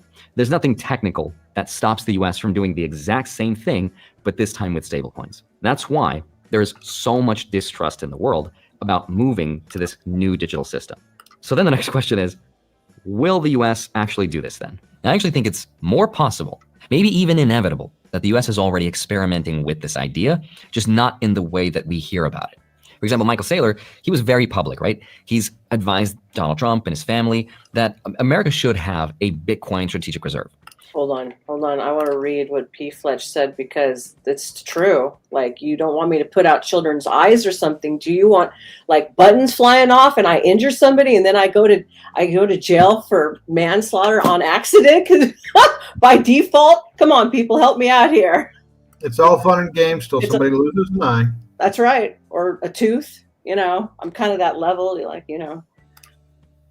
His plan was if the US sold off all its gold and bought Bitcoin, it would crush gold prices, it would hurt competing countries like China and Russia, and at the same time, it would send Bitcoin's price way up and recapitalize America's balance sheet. But in the end, that's not what ended up happening. Instead, during Trump's presidency, the idea of this US Bitcoin reserve, it ended up being just an idea that was teased, but it was never fully something that became real. The US said it would never use taxpayer dollars to buy any Bitcoin, and it really hasn't been buying any, at least not that we know of publicly. So I don't think it's going to happen the way Michael Saylor was advising publicly it would happen. Agreed. But this is where the private angle comes in. Because while the government might not be openly buying Bitcoin, there's a backdoor. There's another way this could happen behind the scenes. So think about MicroStrategy, right? This stock. The company has basically become a public Bitcoin proxy with Michael Saylor. They've been buying Bitcoin nonstop. They now hold hundreds of thousands of Bitcoins. So what if, instead of the US government buying Bitcoin directly and then risking global panic, what if it's easier to just let a corporation do it first? That way, it doesn't look like some central bank operation and no one's really paying attention. And then later, if Bitcoin really... Would you say? That's how long it took me to pause that, just so you know. I said, what aboutism? What ifism? He's over here. What if the government contracted a business to buy the Bitcoins for them and then later they'll trade them over to the government? This is my conspiracy theory. Yes, everything on the internet has a spin to it, right? Always Pretty a what if. What's going on? Usually never grounded in facts, but whatever. It's more feelings. Not Ben, grounded at all, like not at radical all. voters tooth. No. I mean, the guy can't help his teeth, and I mean, come on. Yes, he can. Ugh. You can try brushing. Dear Radical Coder, please, with all those tips and donation money that you get from the Democratic side, please fix that tooth, honey. Please. He does No, become a Andrew's supposed to strategic do it. asset. What? He said Andrew's going to do it. Andrew ain't gonna do that. That's what everybody says. Yeah, that's like, yeah, let's go do lunch, honey. Yeah, sure. Right. The US government could take in and take a partial stake in MicroStrategy, the same way it took 10% ownership in companies like Intel. So this precedent already exists. I mean, think about it. Why would the US openly risk crashing the gold market with a $1 trillion Bitcoin purchase or a forced stablecoin rollout? Why would it sell its gold if it still has any, right? It's way easier and much smarter just to let private companies do the heavy lifting first, let them experiment, and then the US government can come in and adopt what's already working. That's how the US has always played the game. Innovation starts privately, and when it becomes way too important to ignore, it gets absorbed nationally, right? This way, it's way more subtle, way more gradual, and kind of deniable until the day it becomes official.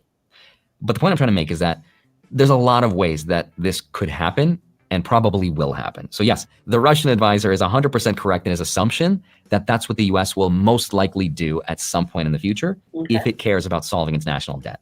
But whatever ends up happening, either way, I'd love to hear your thoughts. Let me know down in the comments below. I hope you have a wonderful rest of your day. Smash the like button, subscribe if you haven't already. I'd love to see you back here next week. I'll see you soon.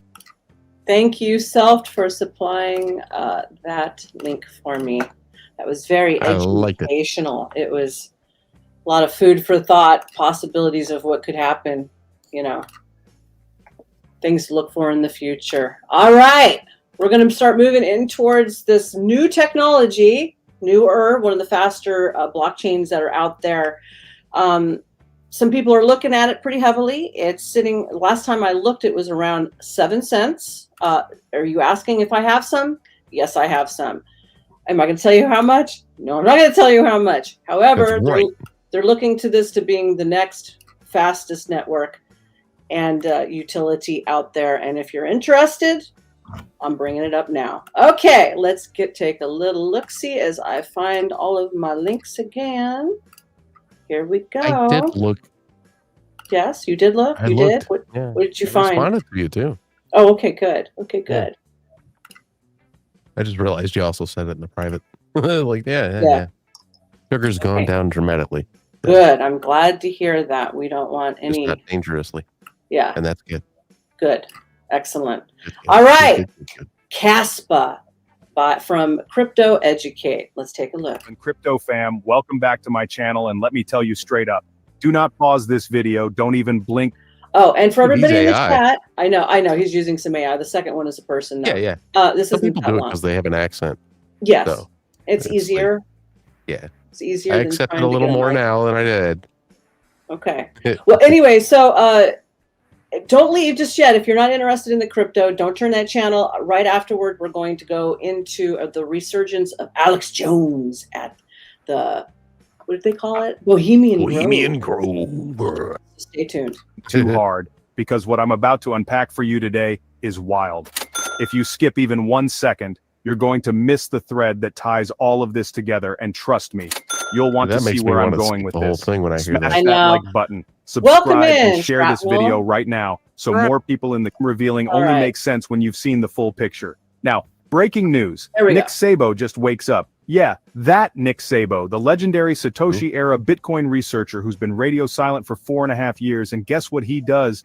He doesn't tweet about Bitcoin. He doesn't talk about Ethereum. He immediately starts asking technical questions about Kaspa's blockDAG and specifically about nodes. According to reports circulating in the community, Yonatan Sompolinski, one of the brilliant minds behind Caspa, responds and tells everyone to study the upcoming DAG protocol. Now let me ask you this. When was the last time a Bitcoin OG came out of hibernation just to geek out over your favorite altcoin? Drop your answer in the comments because this is huge. Now, some of you are probably thinking, okay, cool, smart people talking about Caspa, but what does that mean for my portfolio?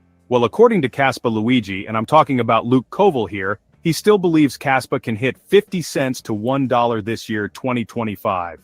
He breaks it down pretty simply. You only need to push the market cap from 2 billion to 15 billion, and if the right catalyst happen, this move could be lightning fast.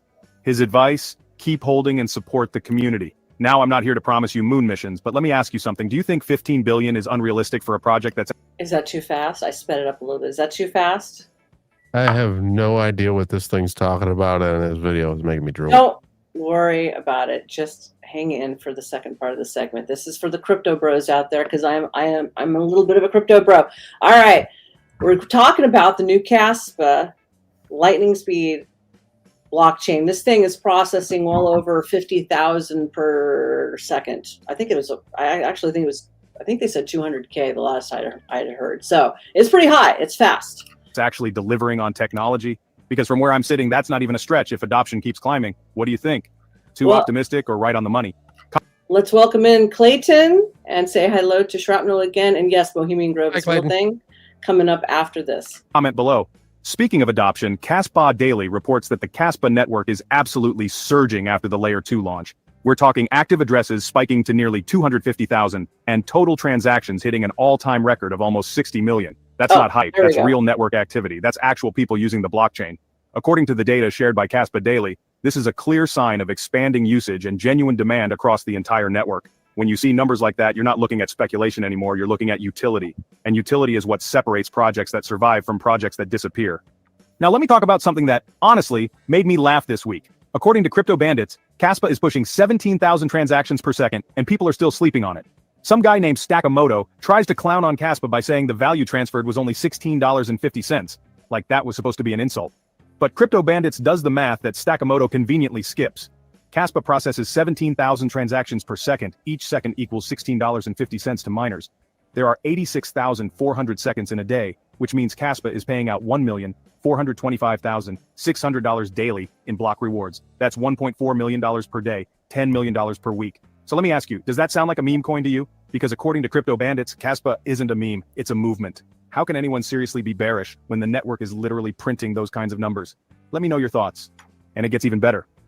Kaspa Hub just reports that on September 28th, Kaspa hits a new record of 4,757 transactions per second on mainnet, the highest ever recorded for a proof-of-work network. Not just higher than other POW chains, but according to Kaspa Hub, it's also surpassing leading proof-of-stake chains like SOL, XRP, and BNB. Think about that for a second. A proof-of-work chain outperforming proof-of-stake networks that are supposed to be faster by design. Kaspa Hub even suggests this kind of infrastructure could support the economy of an entire continent. Imagine all of South America's hyperinflation and debt problems solved forever if they adopted. Now, I'm very much of I like gold, I like currency, I like stuff in my hands, I want stuff that's tangible, but you can't sit around and not participate in where technology is going, then you're going to really lose out. Uncle Gun says, it's like this. Every time you invest or use any AI or crypto, you are strengthening the beast. Think about that. And he's absolutely correct. And that's where they're funneling everybody through. That's why it's happening just like that. They're pushing everybody and they're funneling. You can't avoid it. You're not going to be able to avoid it, because the people who will be more like me, more like Uncle Guns, more like that, will be more in abeyance. However, I do invest in this stuff. Using it, I know what the end result is going to be. But that doesn't mean that the rest of the masses aren't going to participate in it. So you're just going to be sitting there losing out, and your paper money is going to turn to nothing. That's what's going to happen, in my own personal opinion. A Kaspa standard. Now, I know that sounds ambitious, but is it really that crazy when you look at what the network is already achieving? What's your take on this? Could Kaspa actually become the financial backbone for emerging economies? Drop your opinion below, because I want to hear what you're thinking. Now let's talk conviction, because this part is important. Kaspa Daily shares data showing that Kaspa supply that hasn't moved in over 6 months has climbed to a new record high of 61%, showing continued conviction among medium-term holders. That's more than half of all Kaspa tokens sitting untouched, locked away by people who clearly believe in where this is going. According to the on-chain metrics, this kind of holder behavior shows serious conviction. These aren't day traders flipping for quick profits. These are people who've done their research and decided to sit tight. When you see numbers like 61% unmoved supply, that tells you something about market sentiment that price charts alone can't capture. Do you think this level of conviction signals we're sitting on a powder keg waiting to explode? Let me know what you think. According to Skibum Trading, Kaspa fundamentals are so ridiculously strong that well-known cypherpunks and even open-minded Bitcoin maximalists regularly engage with the project. The narrative and potential have caught the attention of major players, top-tier exchanges, big mining operations like Mara, and venture capital funds are all watching Kaspa closely. But here's the reality check. Price action isn't always a straight line up. After being the top-performing asset globally in 2022 and 2023, Skibum Trading points out that it makes complete sense to see a period of accumulation now. That's just part of a healthy market cycle. When you zoom out on the chart, do you see lack of interest, or do you see growing conviction? According to this analysis, the chart shows higher lows and a textbook accumulation pattern after a massive bull run. With its fair launch, proof-of-work security, 10 blocks per second, and a respected, doxed founder with real academic credentials and cypherpunk values, Caspa looks positioned for serious growth. The question many smart traders are asking isn't if Caspa will move, but how much longer they can accumulate at these levels before the real breakout happens. So ask yourself, are you accumulating or are you waiting on the sidelines? Because one of those strategies is going to age much better than the other. I am accumulating. We'll end that one there and we'll start the new one here in just a second. Is there any questions, any thoughts, anything from you two gentlemen? Nope. Nope. Trippy? No. This stuff, I don't know it well, so I don't really want to say anything pro or that's against. fine. That's I think fine. that you can definitely make a ass load of money doing this. So Oh, yes. all out there, if you do want to do it, hey, go for it. You know, it's worth it. Shrapnel says, I honestly do not know if it's a good or a bad thing. It's just it's not bad until someone uses it for bad. You understand? Like currency, somebody had to make currency, right? And print out the currency. And I'm sure back then people were like, "Oh, is this a good thing or a bad thing?" Yes, you know, why can't What we does just Clayton say? why can't we just trade spices, right? Because you know, eventually that doesn't work. Clayton says, "This lady with the glasses is going." Aw, thank you. I appreciate that. Stop. You wouldn't be able And to tell then because of the lights. You're safe. and then Blood Logo says cyberpunk is kind of hey libertarianism. I don't know. I was given this link and I thought it was pretty informative. So, you know, I was presenting it for everybody. So here's the second one. Then we're going to get into Bohemian Grove. Do not leave. Here we go. And on today's video, we're going to be doing a news topic video to cover a lot of things that have been recently happening within the Caspa ecosystem. To begin, the Caspa price is currently sitting at 78 cents, with the current volume sitting at $45 million, market cap sitting at 2.086 billion, and this puts us at a ranking at number 51. The current supply of Caspa sitting at 26.7 billion, and the hash rate is currently sitting at 654 petahashes. This current supply is equivalent to 93.22% mine, and the next reduction for the block reward is going to be in 5 days. The current block reward is sitting at 4.37 Caspa, and the next block reward is going to be 4.12 Caspa per block. The current number of addresses is sitting at 545,878, and the max TPS has just been broken. A brand new record has been hit, and it's sitting at 4,757 transactions per second. And then we have a new live transaction screen because smart contracts are now live on Caspa. We have a fully compatible EVM layer 2 that's been built out, and you can see the layer 2 transactions that are currently happening right now. And we also broke a brand new record for Caspa. It recently put in 61.8 million transactions in a single day, and this was purposely done by a couple of scripts that were being run to basically stress test the network and to see how far Caspa can go. And from the reports, everything did run pretty much smoothly. There were some minor issues that did come up, but it did not affect most people. It was just only certain users, depending on the hardware that you were running, if your node was able to handle this kind of load. My node did not have any issues. It's been running the whole time, but Caspa is now setting the highest record of transactions in a single day for proof of work network at 61.8 million. Let's take a look at the inactive supply, and you can see that the supply has not moved in over 3 months. It's sitting at 73.16%. In 6+ months, it's at an all-time high at 60.97% of the supply has not moved in 6+ months. 1+ year is 34.99%. 2+ years is sitting at 15.65%, and 3+ years is also at an all-time high, sitting at.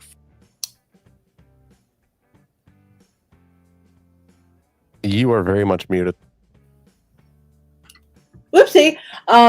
I cannot make it any bigger in vertical mode. This is the best as I can get it, unless I put it somewhere underneath me, and then I lose the gentleman on the screen, and then he gets on the top. I don't know why he ends up on the top every time. It's so funny. Okay, there we go. So that's what's going on. 5.51%. As I already discussed, Casplex has officially launched their layer 2 smart contracts, and This post right here goes into details about what they just launched and how things are actually working. They have the official website, the documentation, and some other stuff. I do want to make another video soon here to kind of go a little bit more deeper into my thoughts on the launch of Casplex Layer 2, because I think there's a lot of questions that still need to be answered, and is part of the reason why I have not made more videos explaining how all of this is working. Next, we have Currency Solutions announcing a Caspa invitation standard. This is a completely open source standard that allows you to basically create an invite code so that someone can join the currency wallet, and then a wallet is created for them with some Caspa already in it. So this is Obama, I'm liking you more and more. You're my homie. I've got some stuff sunk into this one. I'm not gonna lie. Yes, baby. Cash out. a really interesting standard that can allow people who do not have a wallet set up at all be invited to set up a wallet and then even receive Caspa after completing the invitation. So really cool design that was created there. We also have a brand new website where you can now add merchants that, in my opinion, is a whole lot better than the one that was on Caspa.org. It's a very, very easy way to add merchants to the map now. All you got to do is just click add a place. You put in the No, it's more like a utility than it is a meme coin. If you want a meme coin to also invest in, Bama, I'm invested in Jerry the Turtle. It's going up and up and up and up. And it's still around. And I did a stream on that, 6 months or so ago, I think it was, Trippy? Wasn't it like 6 months ago on Jerry the Turtle? Probably somewhere around in there? 6 months, yeah. Yeah. Jerry the Turtle. And toilet dust. I've doubled my money, and I know other people who have quadrupled. But I didn't get in on the lowest part of the low when I should have. So it is what it is. information here, and then you just generate a QR code that you will have to pay a little bit amount of Caspa so that it then gets added to the map. It is very easy to do. So if you have not added your merchant, if you do accept Caspa or Yes, Jerry the Turtle. And Uncle Guns is most excellent at doing his job, by the way. He says, welcome, all lurking watchers. Tell the naughty teacher what you think about cryptocurrency. Yes, come talk to us into the chat. We are a friendly bunch. We don't bite too hard. I might if you ask me.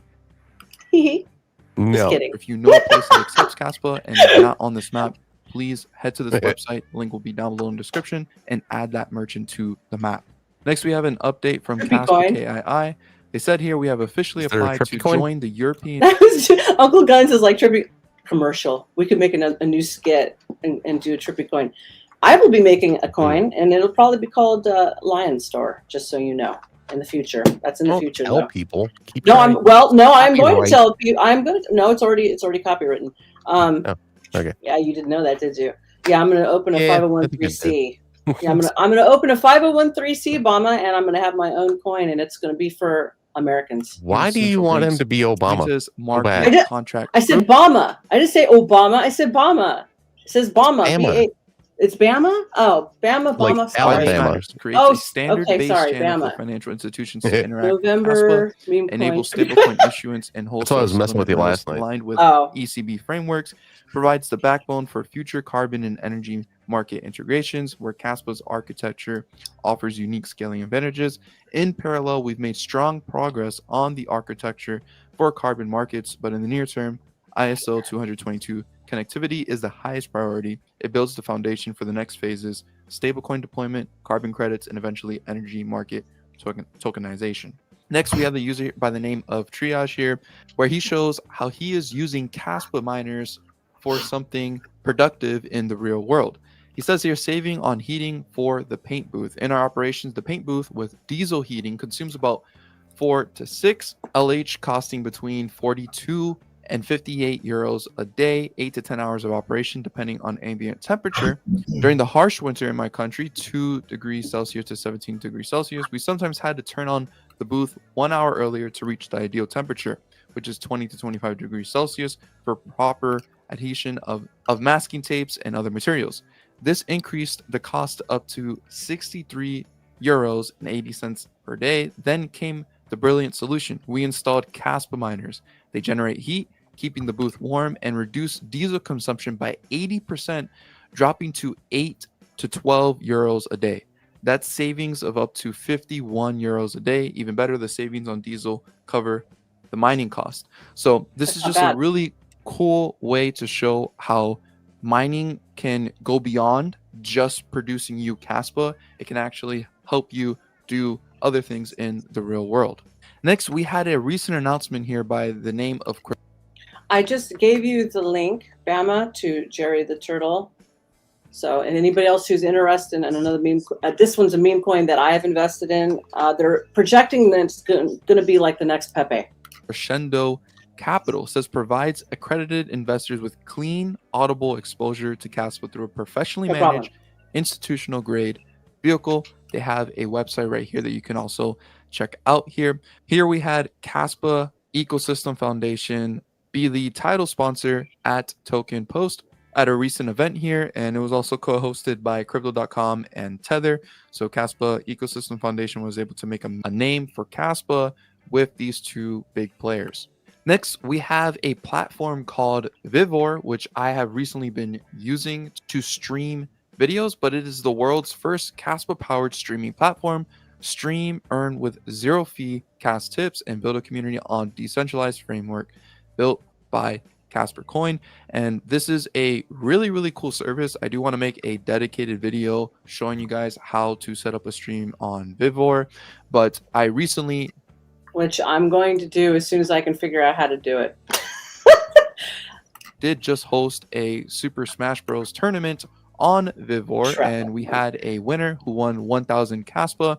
But this streaming platform is really neat. It allows you to basically connect your wallet to it, and if you are streaming, anyone can tip you in Caspa and you receive the full tip. This platform does not take any fees from you. The only fee that it does take for you is if you are going to start a stream. It costs about 1.2 Caspa to start a stream. Here we have Izio Dev letting us know that Cassia messaging has now been released for Android in beta. So now there is a full-fledged application being built out for Cassia on Android devices, and I do know that eventually this is going to be coming to iPhone as well. So there will be a dedicated app that's going to be coming to iPhone, which will start in test flight in beta mode and then eventually be pushed out officially to the App Store and the Play Stores. So it's really great to see that Cassia messaging is getting further support and adoption. Next, we have Caspa.com announced that they have a brand new landing. See, they got a lot of stuff going on. Let me know in the chat if you're starting to like Caspa. Page. Caspa was also just recently listed on Whitebit Exchange, and it is a Caspa USDT pair. So this isn't futures. This is a full-fledged spot listing. Next, we have this new company known as Keep Your Ownership. Their goal is to be a Caspa-focused debit and credit card solution so that you can use Caspa in the real world.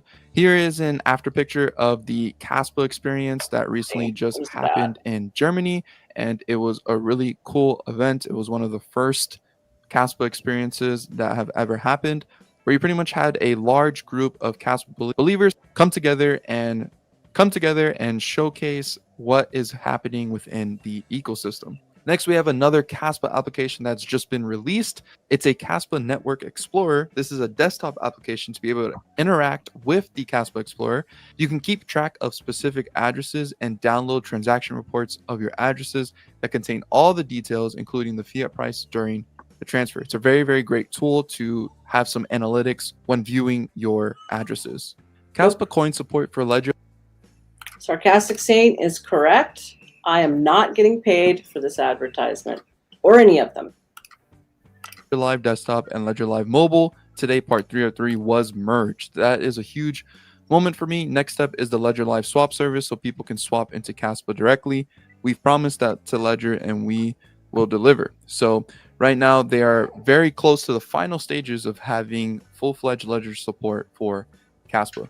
Today is the final day where you can get 25% off the Tantrum ring. If you're interested in picking that up, You can right now get it for $120 with free shipping. And if you click that link when you go to my link tree, which will be down below in the description, you'll be able to have the 2 codes applied so that you can get 25% off. I do receive a commission from this, and it greatly does help support my channel. Thank you again for watching. Leave a like, subscribe to the channel if you guys are new around here. Thank and as you always, don't be to average. Caspa Silver. And yes, the coin has went down, but it goes back up. They all go down, they all go back up, they all go down, they all go back up. As long as it's not a rug pull, we're pretty much whistling Dixie. All right. Any thoughts on any of this crypto stuff, or are we moving on to the next segment? I like it. You like I don't it? know. They had a lot going on, like you said. So They do. And it's at 7 cents. I got in a couple weeks ago, actually. what does that mean? Like, does it cost 7 cents to get one? Yes, it's 7 cents. So when he says it's going to be 1.5 Caspa right now, if you could stream, it would be, 7 cents plus another half. So there you go, like 10 cents, 11 cents to use their streaming software. Yeah. Now we're going to move on to Bohemian Grove. Yeah, to use their streaming software, which I have to figure out how to do it. Oh. Yeah. Oh, so they're not the wallet or the ghost or whatever. No, they've got a whole bunch of stuff going on, including the streaming software, which I'm going to give it a go and see how it works. All right. Yeah. I'm also going to pay for X because my X trying to stream to the X is not working. It says I have to be a premium member. So just learned that one. I was like, oh, let's try hooking this up. And it didn't work. So now I know why. I think it's like $12 a month. Is it $12? It's not 20? Might be 9. I don't know. It was like 8 when it came out. I don't know if it went up. Well, it might You're be. talking about like X.com, right? Yeah. Okay. Well, there you go. We'll figure it out. Bohemian Grove time. Now, I want you to know, I've never seen this. I know about Bohemian Grove. Did you know that Bohemian Grove is listed in the Old Testament? Did you know this? Does anybody know this? Well, you do now. Bohemian Grove is in the Old Testament? Maybe that's what they named it after. That's what I'm thinking, yeah. More than likely. I knew that stuff. I know. Mm-hmm. I know.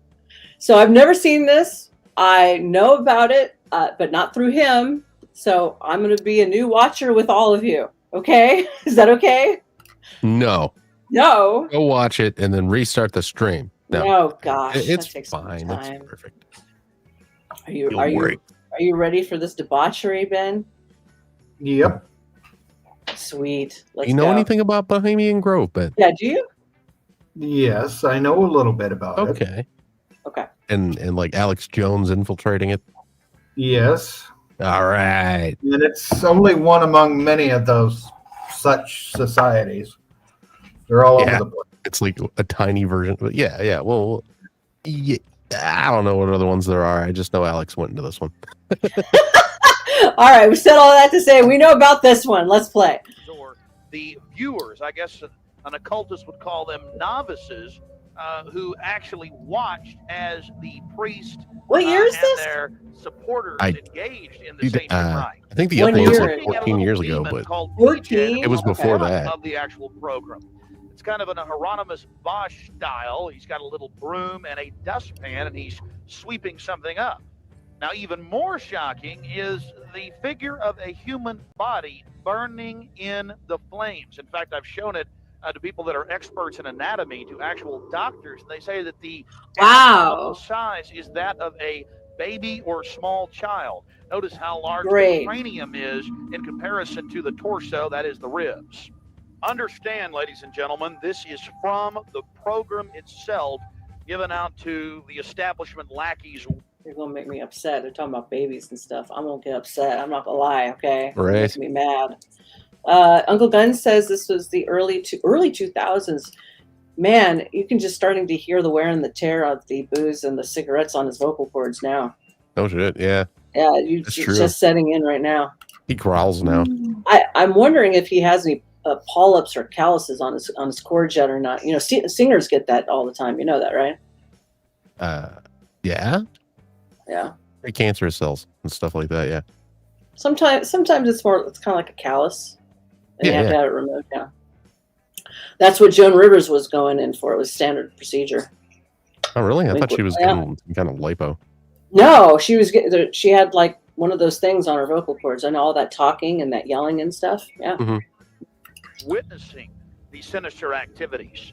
Remember, in make Babylon this and bigger. Tyre, they would throw their children I know. in fiery pits. Right. Look at the size of the hands compared to the rest of the I'm body. gonna do this. Only children show these anatomical detail. And long last, here it is, the Cremation of Care unveiled. We're smaller, but you can see us.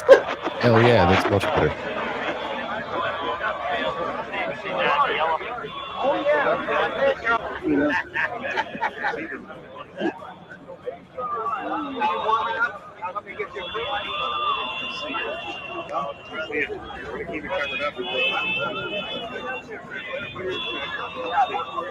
As we sat there in the darkness, not knowing what we were about to see in the gathering crowd, Wow. suddenly, across the small lake, we saw a carriage with men in black and brown cloaks, robes, in front and in back, bearing a bound body. Remember, it was a hidden camera and at somewhat of an angle.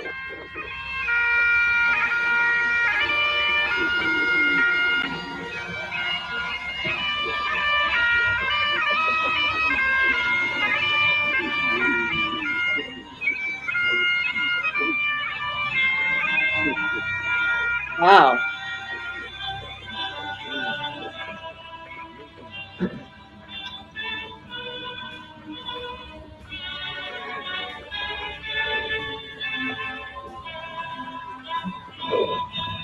Thank you, Clayton. I appreciate that. How are you? Are you on a cell phone? I've never seen boob tube like this. No, I'm at my iMac right now. I thought about using my phone because the camera's clear, but how are you guys liking this Bohemian Grove? It's disturbing. It's a little disturbing. It's I'm not gonna lie. weird. It's a little disturbing. That's just the tip of the iceberg. Yeah, this is the type of stuff that would make somebody like me go postal. Yeah, it's much worse. Oh, great! It's wonderful.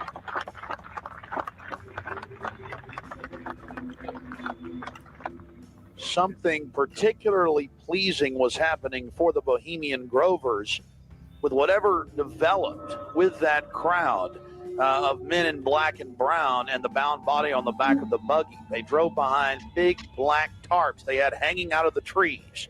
There was lots of smacking on lips of and bizarre enjoyment by the crowd. We still haven't made out exactly what was going on, but that a real sacrifice may have actually been developing according to some occult experts.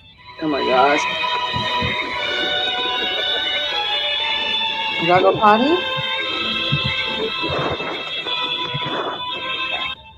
All the time in the darkness across the small lake, the men in black were doing something behind the dark curtains hanging from the redwood trees.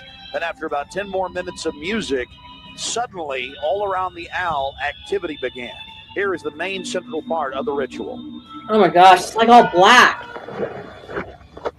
It's mostly going to be the lights. Voices. Let all within the grove be reverent before him. Lift up your heads, O ye trees, and be ye lifted up, ye everlasting spires. For behold, here is Bohemian shrine, and holy are the pillars of this house. Weaving the miners shall not hear.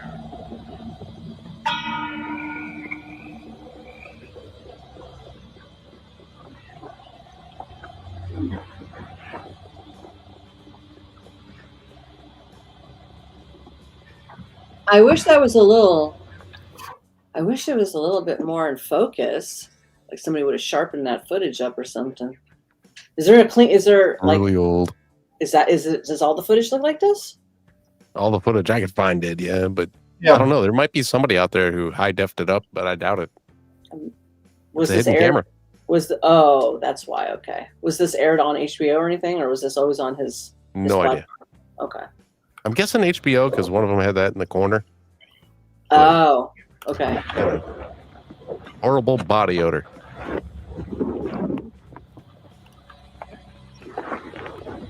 Yes, I am using StreamYard. Yes, I am. Hail, Bohemians, with the ripple of waters, song of birds, such music as inspires the sleep-seeking soul, do we invite you into midsummer's joy. Skies buzzing blue, sown with stars. The forest floor is heaped with fragrant drift. Evening's cool kiss is yours. The campfires glow. The birth of roses in the dawn. What the heck? Shake off your sorrows with the city's dust and cast to the winds the cares of life. Let memory bring back the well-loved names of gallant friends who knew and loved this road. Dear boon companions of the long ago. Aye, let them join us in this ritual. Our plates be empty in our midst. Oh, beauty statues, who hold in this gray autumn of the world or springtime in your heart, a 10-hour tale. Gather ye forest folk, and cast your spell over these mortals.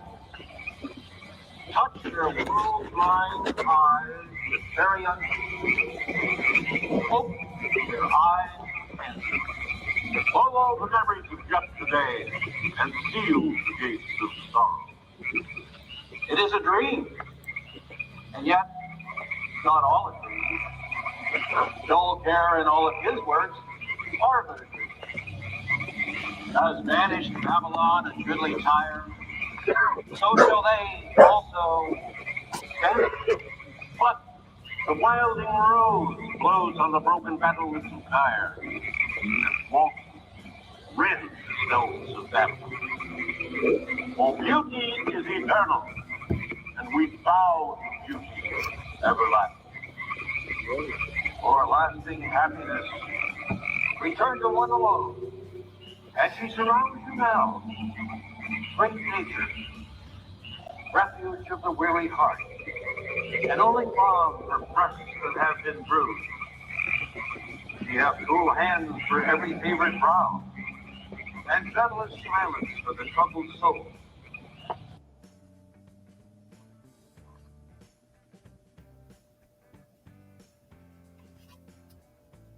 Did it get muted? Yeah, she's muted again. I forgot. I'm sorry, because my dog started barking. This isn't like Wicca. Like, what are we invoking? All the elements? What is this? It is. It's a very old mishmash, if you will, of various religious and religious beliefs, and it's a very dark thing. Yeah, I can tell. Well, it's not like Samaritan type stuff, is it? Because they're referencing Babylon.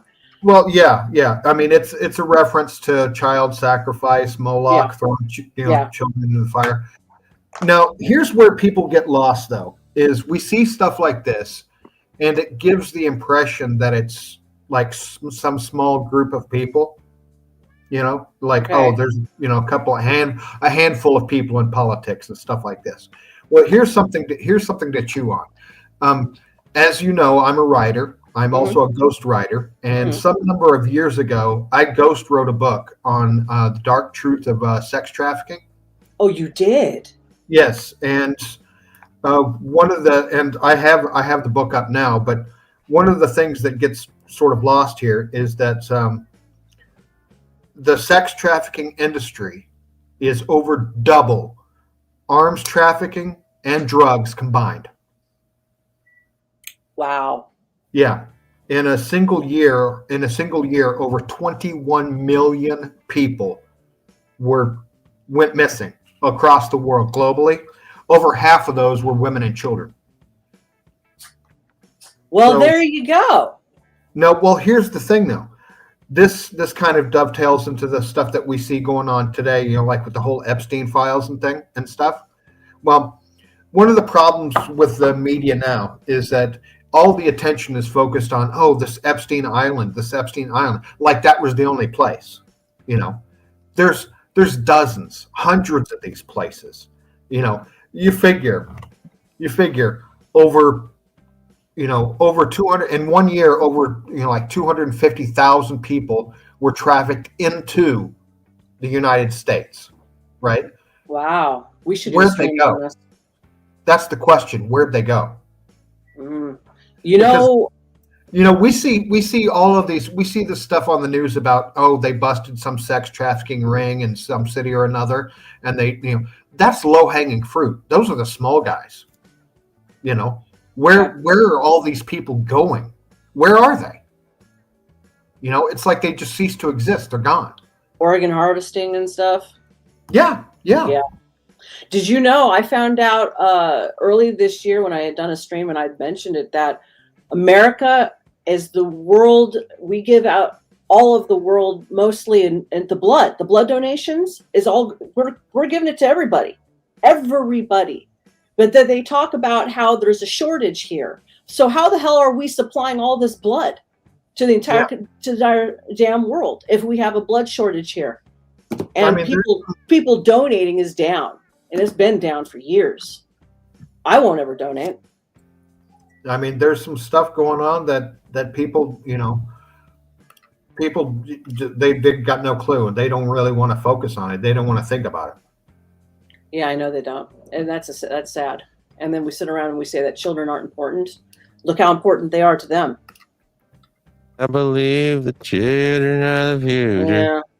Well, look what Uncle Ben said. He says, if I had time and I wasn't on earbuds, I'd gladly translate for the audience one day. Yes, we would enjoy that, sir. It was 53 for a few. I had 53 in the chat. Good. It's doing really the thing that it was doing. Let's bring it back. Okay, everybody. Let's bring it back. Let's turn it back on. Bohemian Grove. Do you want to finish on that? I'm sorry if I interrupted you, Ben. Is there anything else? No. It's all good. Well, now that you told me that, we're going to set something up on that too, but we got to be careful because YouTube doesn't like a lot of that stuff. So but we can still do it. We just have to be smart. Consoles are most wise. He dealeth well, having such ministries as calm and sleep. He is ever faithful. Other friends may fail, but seek ye her in any quiet place. Smiling, she will rise and give to you her kiss. So must ye come as children. Little children that believe nor ever doubt her beauty and her faith, nor deem her tenderness can change your die.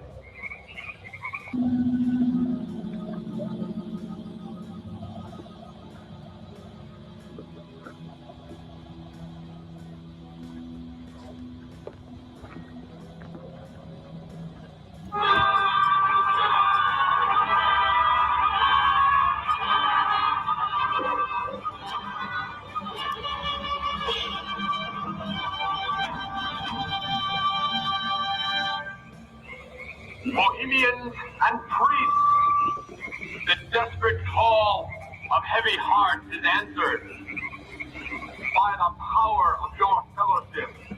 No care is slain. He must get tired of standing. He's wiggling a lot. His foot's probably hurting. Yeah. Our funeral pyre awaits the corpse of care. There we go.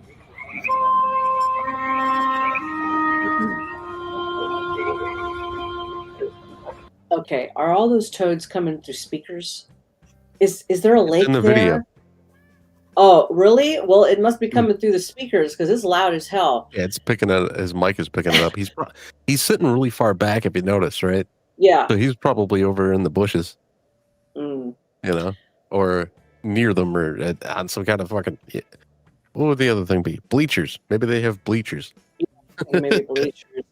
Bama says, old note, Balak is the name of the bad guy in Raiders of the Lost Ark and was a bad guy in the Torah. Then again, your mic really dropped down in volume. I don't have a mic. It's open with the iMac. Regardless. It says, odd note, Balak is the name of the bad guy in the Raiders of the Lost Ark and was a bad guy in the Torah. Useless information. No, it's not useless information because they're repeating it again. The movies like the Hollywood and stuff likes to drop sort of Easter eggs all over the place. Yeah. They call it predictive programming. Yes, they At least do. the conspiracy theorists do. Yeah.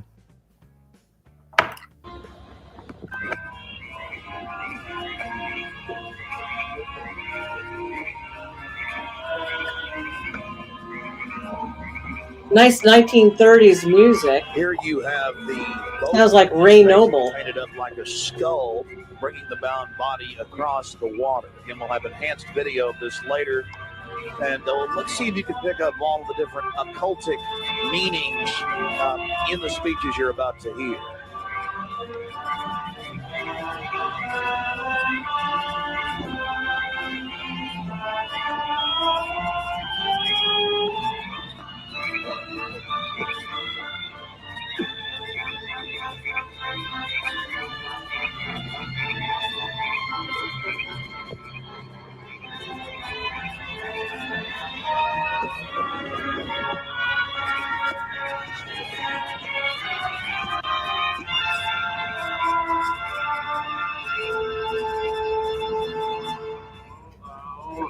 Oh boy. Buried across the shadowy tide, in all the ancient majesty of death.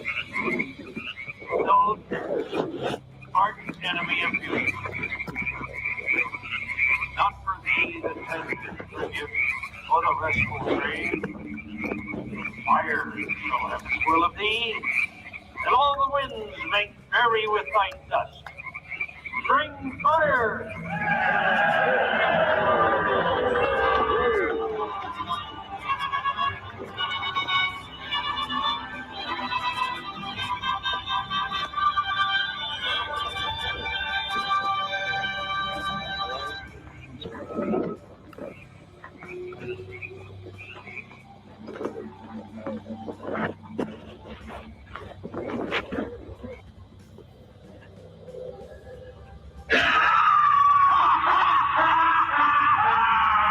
What is that?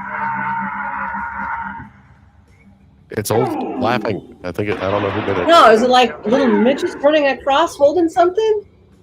Little Alex Joneses. Did you see those little? Okay. I don't know. I don't know either. It's Pulling blurry. hooks, running around on their knees. Burn me in this room, lifting your fury shouts of triumph to the stars. But when again, ye turn your faces to the marketplace, do ye not find me waiting at home? Fools! Fools! Fools to dream ye conquer care! Nay, thou mocking spirit, it is not all a dream. We know thou waitest for us. With this, our sylvan holiday has ended. We shall meet thee and fight thee as of old, and some of us prevail against thee, and some thou shalt destroy. Yeah, I'm not gonna lie. It's not the sound effects. This has a sensation about it. Am I the only weirdo who's picking up on that? Nope, totally fine. Well, Real. Ben's gone. I can't ask It's Ben. real, and that's probably why it has that feeling for you. It's bothering me a little bit. I'm not gonna lie. Yeah. But this too we know. The demons. Year after year within this happy grove, our fellowship bans thee for a space. Thy malevolence which would pursue us here has lost its power under these friendly trees. They're going to come to your house, Star. shall we They're going to burn get thee you once again this playing this night? video. I'm not that disturbed. They know. Everybody knows this video. I can. It has a groove to it, and I don't. It really does. Like, you can tell that there's some seriously dark I don't shit. like the spirit about it. Okay, if you want me to use a term that more people would maybe recognize, I don't like. I can feel. I can feel it. And I don't fucking dig it. So I'm gonna go get something to eat. Scott, going down. thank you for joining. Nice to see you. And yes, it's a little eerie. And Gamma says he's all not around gonna you. see it. It's all around us. Yes. We shall read the sign. Midsummer sets us free. You shall burn me once again.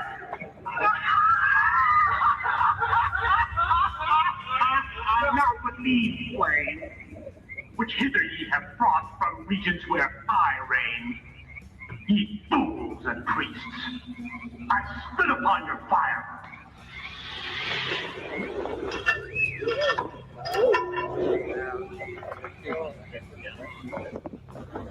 Wow.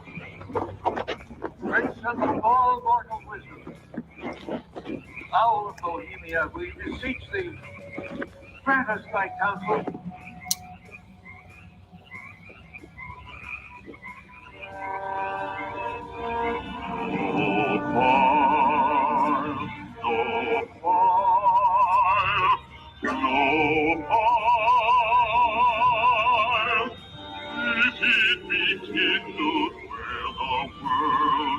Does that thing have horns on it?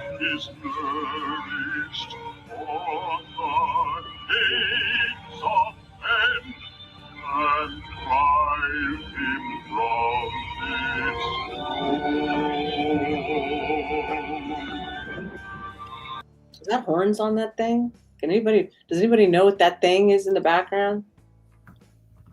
Is that a statue? Do I see like little horns, or there's like light sticks sticking out? I can't tell what I'm looking at right there. Fucking bunch of creeps. I hope nobody heard me say that. Did anybody hear me say that?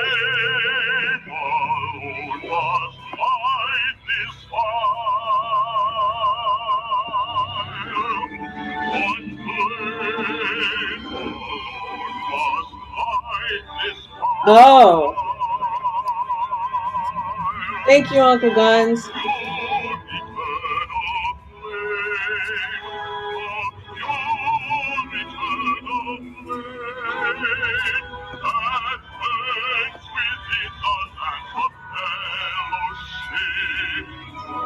Fellowship, yes.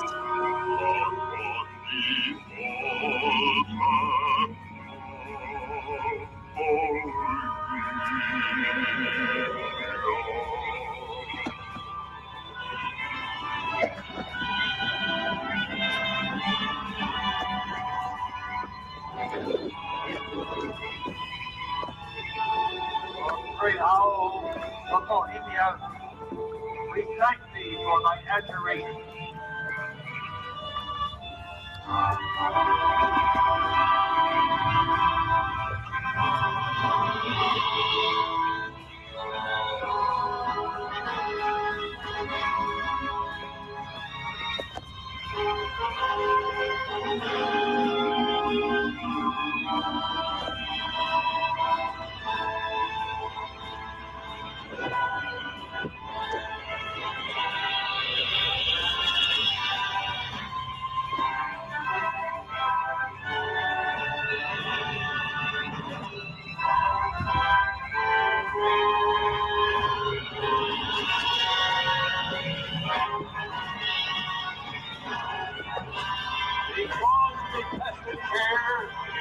Be gone.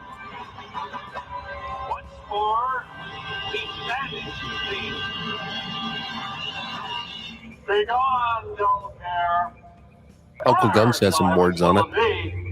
Here, let me take a look. I was looking up how I was going to read off. I was going to read. Oh, okay. I was going to read off a fun fact. I don't know if it's fun or not. Says Bohemian Grove has been around for over 150 years, with the Bohemian Club, private men's social club, being founded in 1872.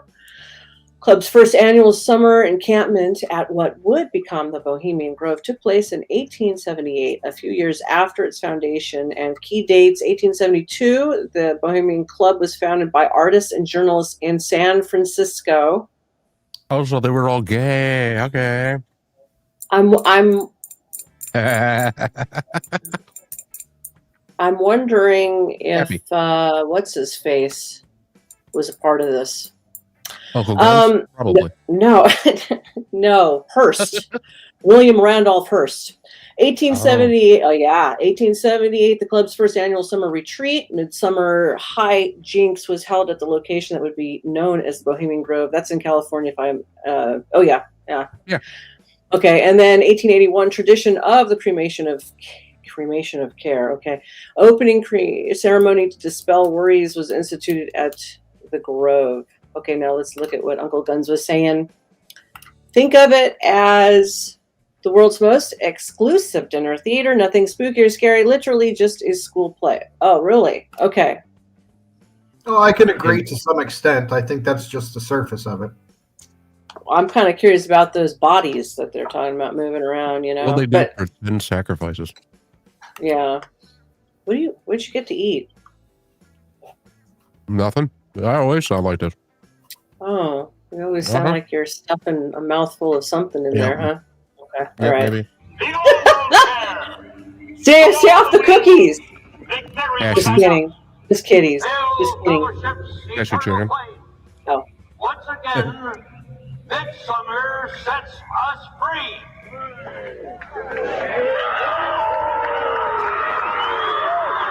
The hell was that? It's Kareem.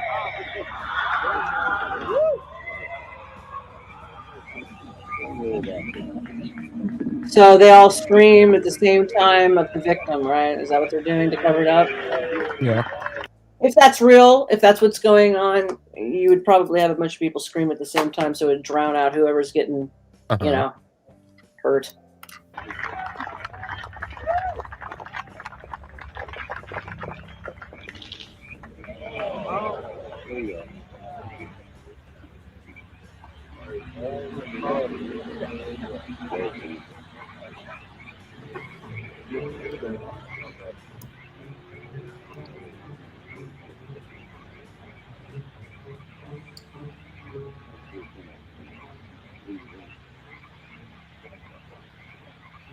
Got kind of quiet. Yeah. They got their fireworks going. Everybody's going, ooh, fireworks. Yep.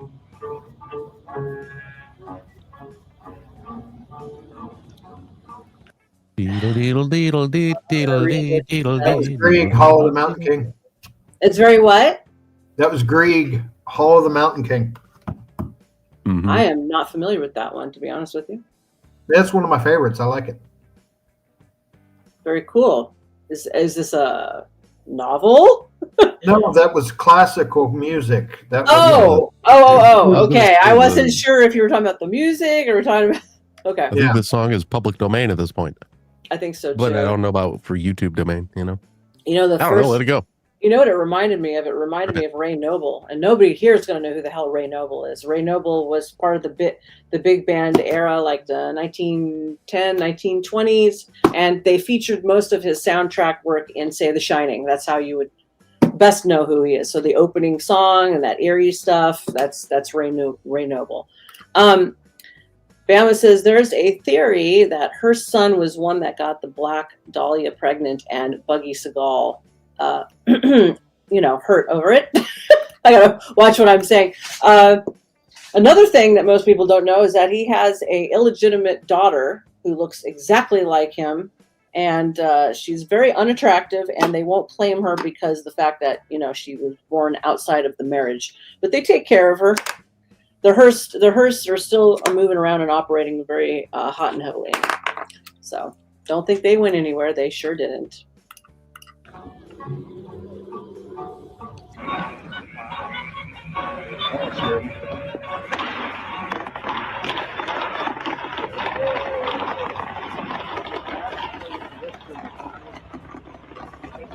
What is going on?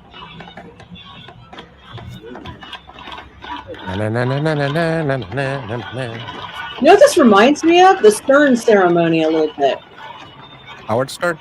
No, the Stern. CERN. Oh, CERN. Yeah. Hadron Collider. Yes. A large Hadron Collider.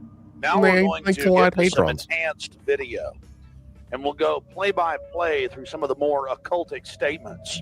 Like, we shall read the sign in your burned effigy, the bound body. That's exactly what the Druids actually did. They would roast cats, goats, oxen, horses, and watch the pain of how they died. And from this, extract some type of mystical energy force or power, and also be able to tell the future. Owl of Bohemia, we beseech thee, grant us thy counsel. Upon further research of the ritual you just witnessed, it becomes clear. It is a mixture of the Babylonian Canaanite cult of Moloch, fused with ancient druidic rites, where you have the female side of Satan, which they first call out to in the she, and then towards the horn god with the he, mixed with Masonic rites from Scotland. Their own version of the Trinity, I would assume. Uncle Gun. That's one of the forces behind the whole tranny movement.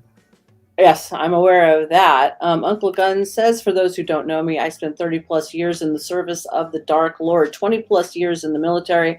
I saw the good shit. It's all one big show. That's their mass. Well, there we go. He knows what he's talking about. It's very likely that many of the 1,500 to 2,000 member crowd had really no idea what they were actually watching because it was thinly veiled. Here we have some more enhanced video as the boatman, again with his face painted up like a skull, pulls his boat across the small lake towards the high priest with the river visible with his Here, let me hit pause. Stretched. I couldn't hear you. I'm sorry. I said like the river Styx? Yeah, Karen the boatman. Yeah. You got to put a coin on their in their mouth so they can cross Don't pay the ferryman. Exactly. Okay. Or the band sticks. The band sticks, yeah. Pulling the damned soul towards him as they Tomo Gato, Mr. Roboto. There we go, sticks. throw off their Tomo cares, Arigato. their Tomo Arigato. Whatever. I haven't heard the song in years. Also, you have I think the you just said my tongue is arrangement wrong. of the What? circle Whatever. of higher level priests around him, I'm playing. the high priest in lighter colors, and then the outer rings of red, and then those in black. This is consistent with the darker workings of the occult, not just with the Western countries, but also worldwide. Now, when you see that black edge coming to the field, that's because we zoomed in on the video, and many times the picture was almost out of the screen, so that's the edge of the field or the view of the camera. Okay. They're working with what they got. Yeah, it's in the budget. It was early 2000s. Wow. All right.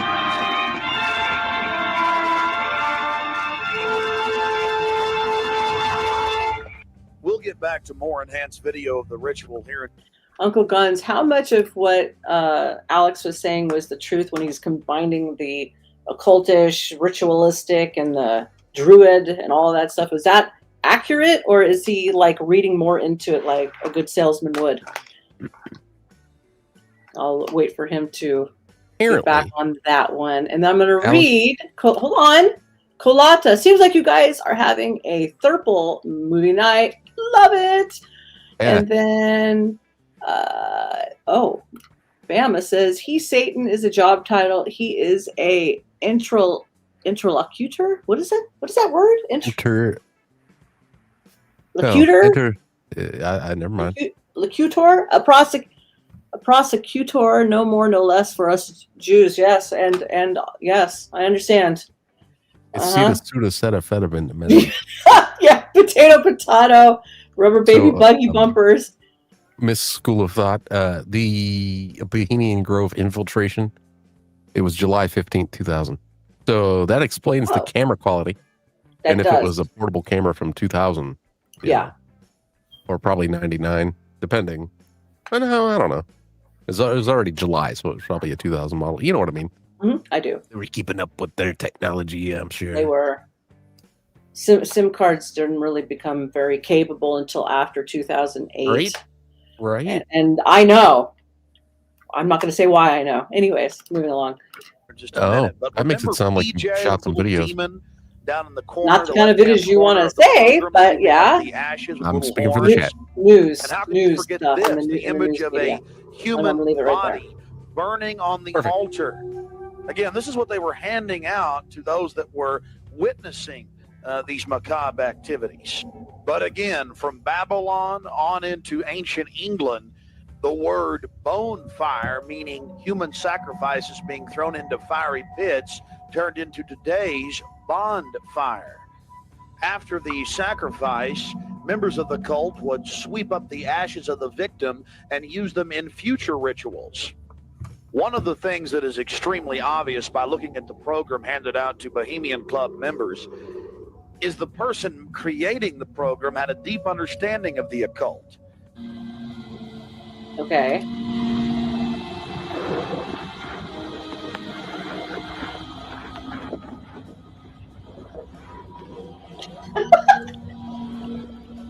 Nukes this. Betamax before VHS. Haha. Yeah. Yep.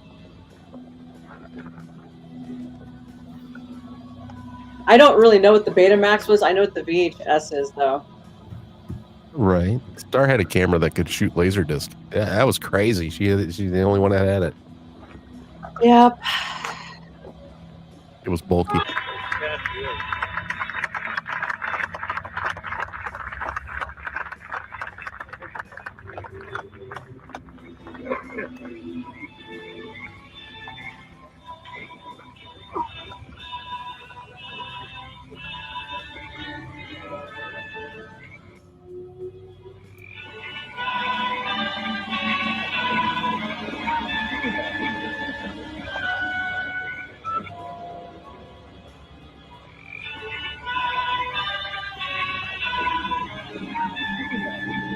Time of evidence which was pursuers here has lost its power under these friendly trees.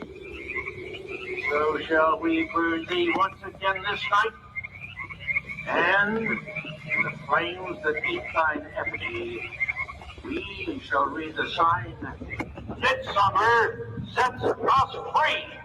You shall burn me once again.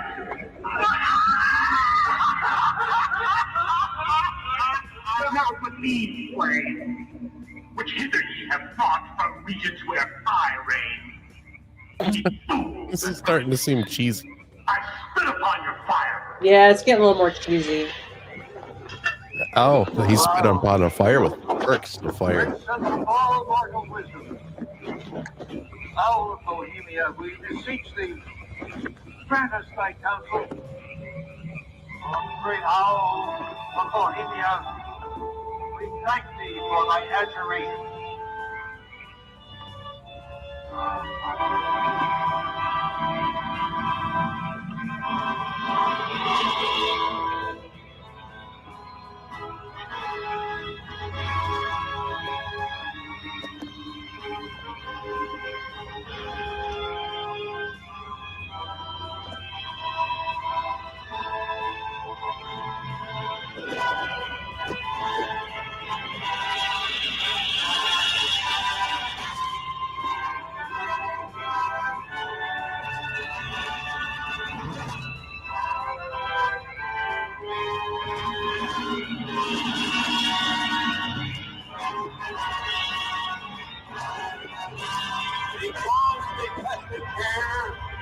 Be gone.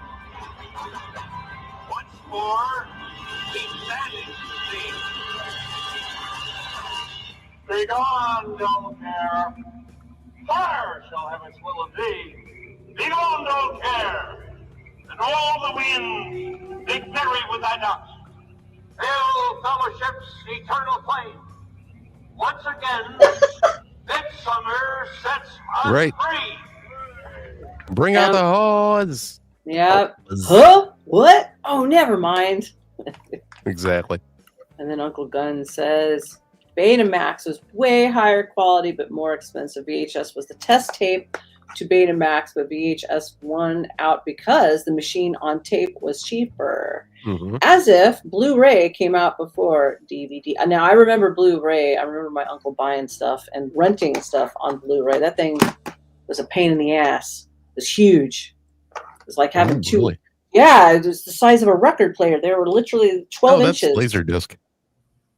Blu-ray? Laser disc? Is that what they call it? Oh, shit. That's Yeah, you're right. disc. Yeah, you're right. You're right. The old ones, the laser disc. I thought they called them blue Yeah. something, though.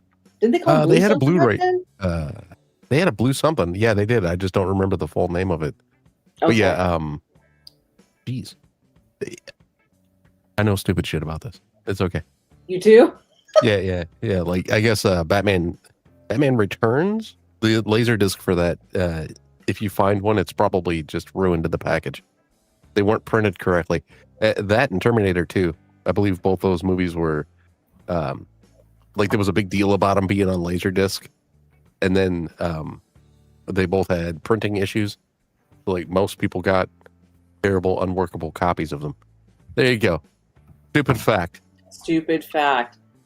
Also, those things were 12 inches, the size of a normal record. Some of them, and I think I remember, I was really little, being all blue on the backside of it. It was like, yeah, like all blue, yeah, and metallic, and they'd be all printed. Right. Yeah. And he would rent Disney stuff on them and whatnot. Really? When I was little, yeah. So that's why I don't remember it very well. I just remembered they were huge. And remember, if you're new to the channel and you feel like this is something you want to give money to, there's links in the chat provided by Nightbot, and you can donate to School of Thought or Novastar, and she can put that money towards a new computer. A new computer. So she can get the hell off of an iMac. Who uses iMac anymore? Who does that? Hey, it was 2017. Leave me alone. Leave me alone.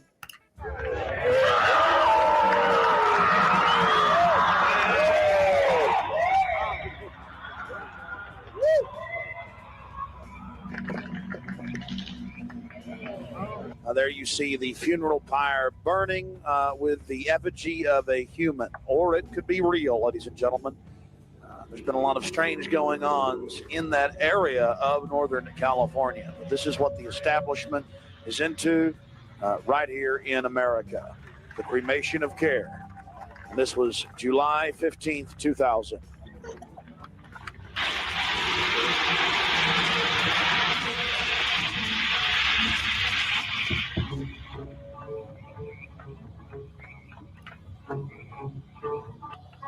And let's up those like numbers, people. Serious. Those taking part. Yes, in thank the you. ceremony. Let's get those Double numbers tap up. the screen or click the thumbs up. Yeah, this person got 473 likes. Can I get at least half that? Let's see.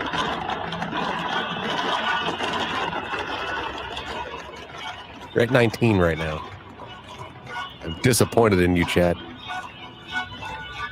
Another point, the pyrotechnics you're seeing going off were being released from beneath little wrought iron crosses about 1.5 feet tall. Also, notice the screams of pain. Welcome in, Huge Tiger. Is this Alex Jones? Yes, it is. And we're honoring Halloween, and we figured we'd put this to good use. Coming from the sacrifice. Festives.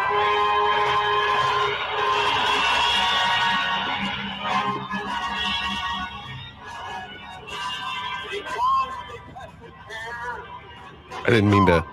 Never mind.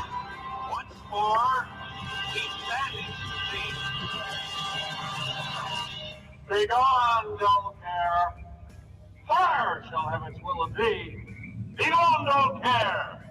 And all the winds make merry with thy ducks. Hail, fellowship's eternal flame. Once again, midsummer sets us free.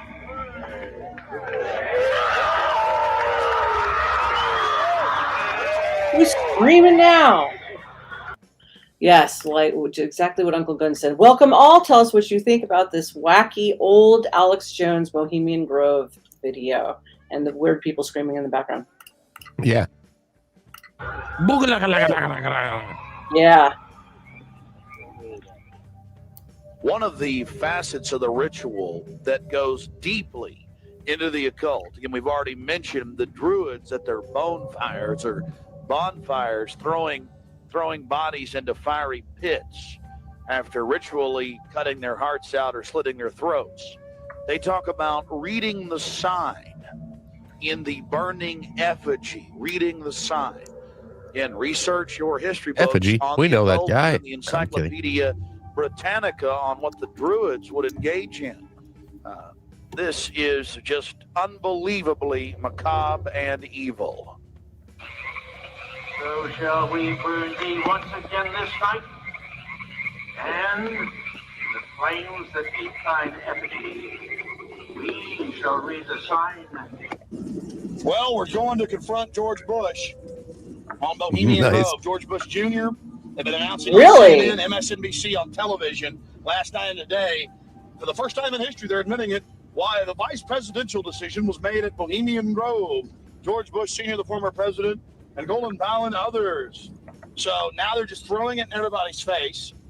We've broken the story over a week ago. July 15th, we were in Northern California. They're trying to ignore it. George Bush is down here at the governor's mansion across the street from the Capitol, about to announce Dick Cheney as his vice presidential running mate. We're going to go blow the party for him and get the information out to people. We're not going to stop. We're getting in their face.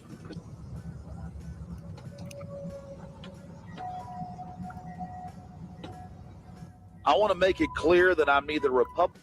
Bama, do you really need those snacks? It's getting kind of late at night, honey. Do you really need them carbs? I'm just putting it out there. You know what I've eaten today? A half a cup of soup. Yay. But the That's right. Send her donations. She's starving. I'm starving. Jr., even their I'm pretty hungry. Prescott Bush, Kind of. we're I'm all getting members used of to the it. Bohemian Club. So we dropped by to, well, let them know that we're fully aware of their activities. This is massive. This is how George Bush dresses up. Right here. We got him on tape. This is how they dress up. Right here. In red and black robes. A little more pointy, though, like the Klan. We've got him on tape. This is how George Bush dresses. Right here when he's in the Bohemian Grove. This is how he dresses. We've already put it on television. Oh my gosh, I can't wait to see what George Bush Jr. responds to this. I think it was nothing. Really? They didn't respond at all? I don't know. I'm kind of excited to find out, but I hope they cover it in the video.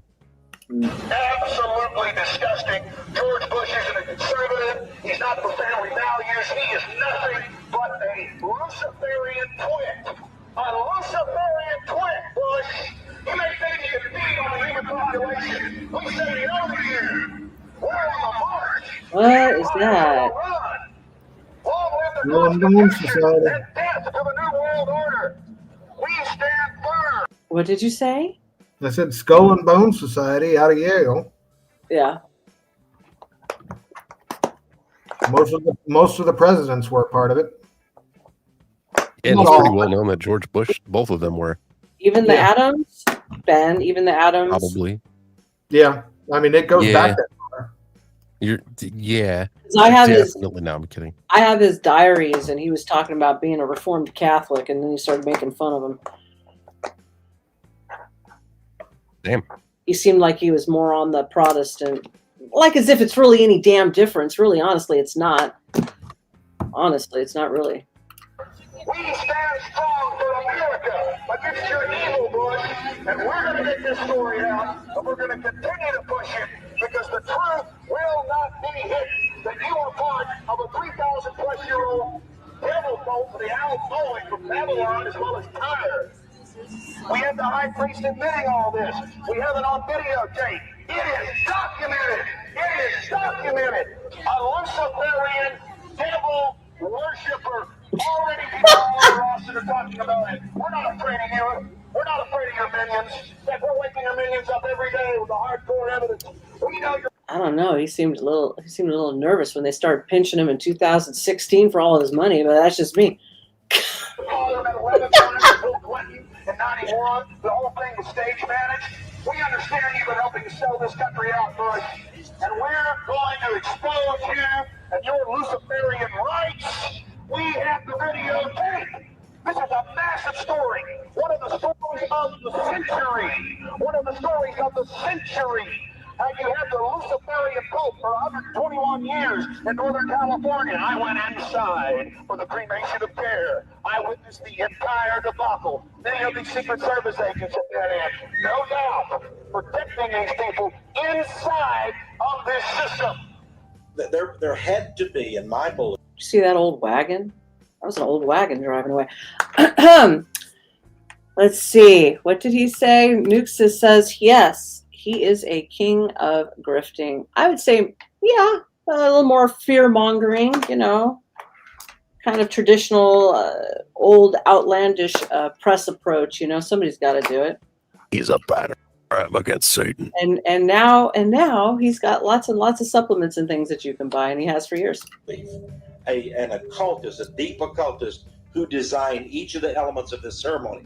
It wasn't just a bunch of guys sit together at a bar and said, hey, let's have a good time, the Cremation of Care.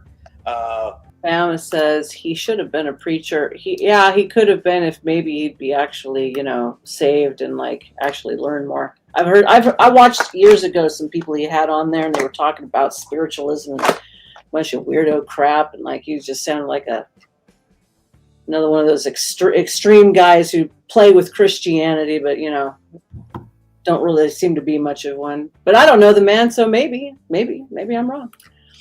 And why don't we do this or that? I believe it was purposely designed, each element in its turn, for what they did. No doubt about it. Ladies and gentlemen, you've been watching Dark Secrets inside Bohemian Grove. The facts we've shown in this film are absolutely documented. I would only hope that people of the world realize the organized evil we're dealing with at almost every level. Republican, Democrat, you name it. They're all working on the same team. Ladies and gentlemen, it's called world government, the New World Order, dehumanization. It's not a joke. It's deadly serious. Unfortunately, they've been breeding societies to think everything's a joke. I'm here to tell you truth is. I agree with you, Nuke. I agree with you.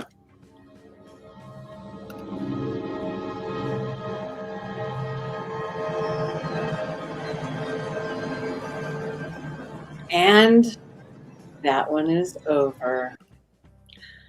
I was going to show you guys this. I want to show Bama this because he was asking earlier. Where did you go? Obama law. This is Jerry the Turtle that I was telling you about. Go check them out. And that's who they are on X. For everybody else who is curious, I did the link originally into the chat. I'll do it again. And then you can check out this new little meme coin who's been just trailing up the charts, going and going and going. Let's push it to the moon and make a new Pepe and make some money. Okay. Now, I don't know if we can play this. It says is just the start, and then it says HBO, and you gave this to me. Can I play this? Are you sure is this really HBO? Are you there, clown? Sorry, I unmuted and then muted. Oh, it's this one. I'm not sure. For sure, this might be the same video just with music. Oh no, I don't remember what this is. I don't know, but there's French down below. I don't know. Let's try. Okay, well, you better know how to fix the issue if I get something wrong. And to plunge the world into war. Alex Jones is probably America's best known and most influential conspiracy theorist. Jones's radio program and online television network reaches millions, with frothing rants claiming the Sandy Hook massacre was a hoax and that 9/11 was an inside job. You know what it's like to go up to this and go out every day and go past the peer pressure and come out day one and say 9/11 was an inside job and lose most of the radio stations I was on? You know what it's like to go to sleep every night knowing you were... With the election of Donald Trump, whose candidacy he vigorously championed, Jones's fringe movement has shouted its way into the mainstream, and he's become one of the president-elect's most powerful media surrogates. There. You're in a death battle now. You're in a death battle, New World Order. We know you're in one with us. Comprende? Comprehend it? We don't care what you say. Throughout his 20-plus year career in broadcasting, Alex Jones has transformed from a local celebrity with a public access cable show to the undisputed king of alternative media. His YouTube channel has racked up well over 1 billion views. Dang. That's 10 times as many as NBC News' YouTube channel. It's unclear just how much money Jones makes as a conspiracy salesman, but his sprawling state-of-the-art studio in Austin suggests that business is good. That's because while Jones's views might live on the political fringe, he's no longer a fringe player. The whole takeover failed, didn't it? And now, who gets to talk to the president? Who gets to talk to the Supreme Court justices? Matt Drudge, Alex Jones. It might be an exaggeration, but not by much. Donald, thank you for joining us. Thank you, Alex. During the campaign, Trump appeared on Jones's show, pitching both his new book and his candidacy, while also heaping praise on the host. I just want to finish. Wow, he did? I don't remember that. It's amazing. I will not let you down. You will be very, very impressed, I hope. And I think we'll be speaking a lot, but you'll be... And after he won in November, Trump made an off-air call to Jones, thanking him for his support. Is As that one of better? the president-elect's advisors said, Guns. Jones's listeners are the foot soldiers in the Trump revolution. What do you think the connection is between your rise in media and Donald Trump's rise in politics? I was just an early part of the wave of populism and wanting prosperity and wanting true liberalism. Why is it happening? Why is this your moment? The mainstream media just ignored and ignored and ignored, laughing at flyover country. The truth is, we'd already taken the nation back psychologically many, many years ago. All we do is study the enemy. We know who they are, where they vacation, how they operate, what their plans are, what type of Satanism they carry out. We know their operations. What type of Satanism? They're psychopaths. So their religion is basically satanic. I mean, what the hell have we become? It's Jones's frequent outbursts of vein-popping anger and willingness to indulge in hyperbole that made him famous. But he insists that it isn't an Andy Kaufman-like act. I'm a weapon. I'm made to be thrown at you.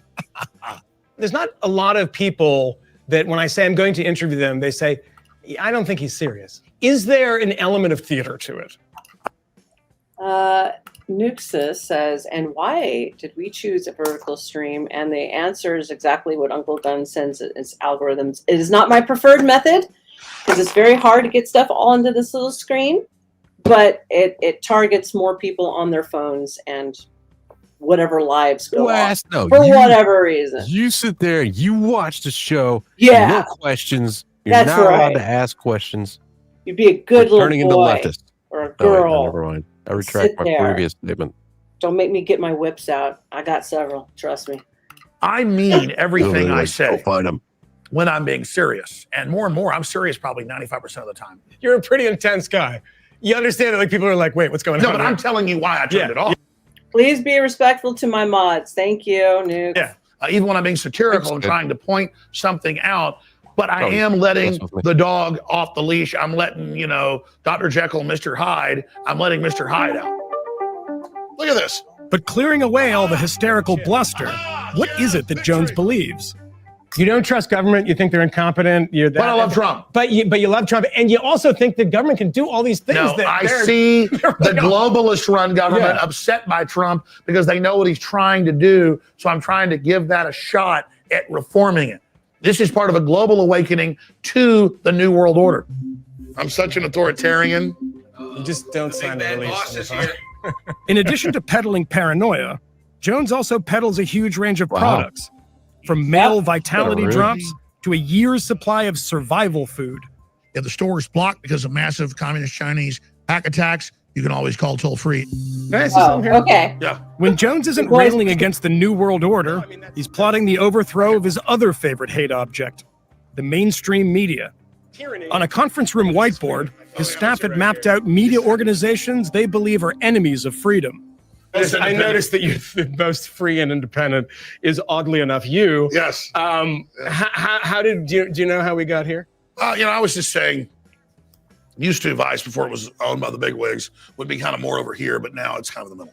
So I just want to be clear that Vice is here on the Tyranny and Freedom Index, but these two who are owned by the Kremlin are more free than the media organization that you're talking about. No, they're up at the top and state run.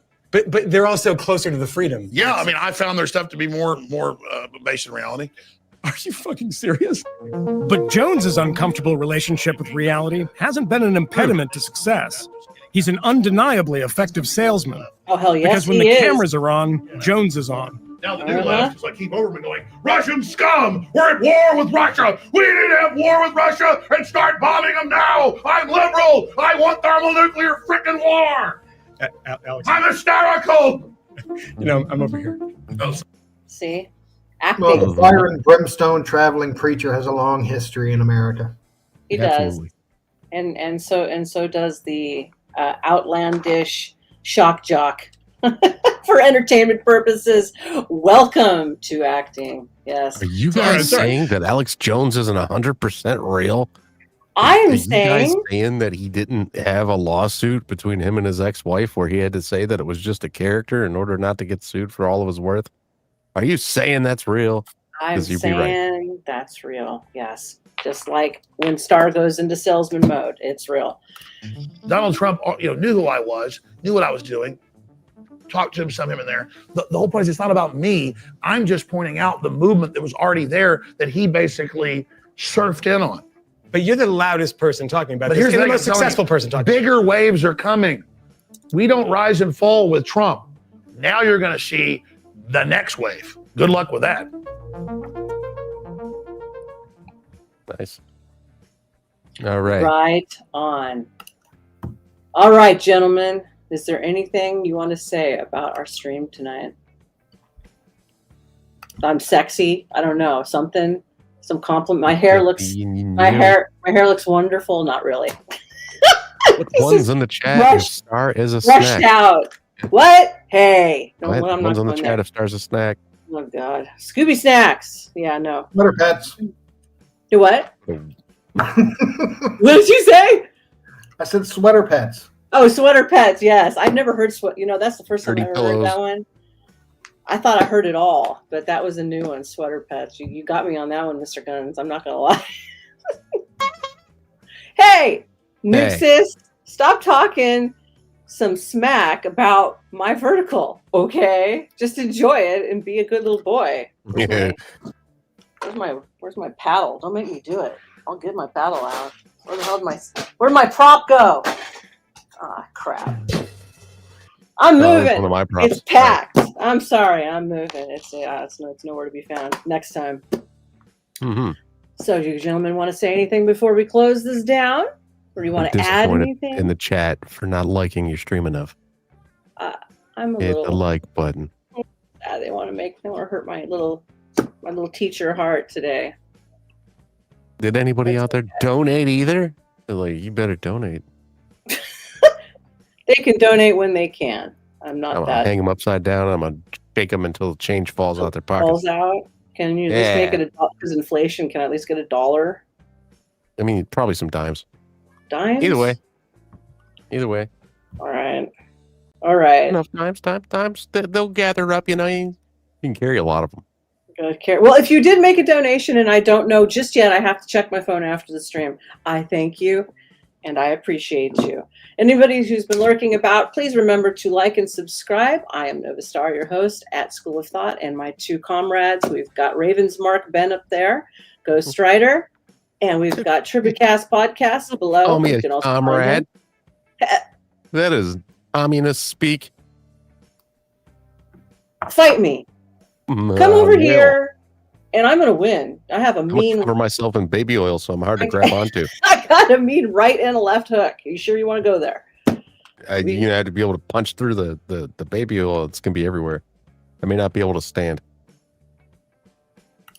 Uncle Gunn says, donate and Trippy and I will do creamed corn wrestling. Oh. Oh, gosh. I don't know if I Creamed can corn? cream corn in my crack. How about Jell-O? Let's just keep it clean without all the little gritty things in there. It's kind of gross, no? Yep. You calling for Ryan? No, I am not calling for... Why? Should I get Ryan up here?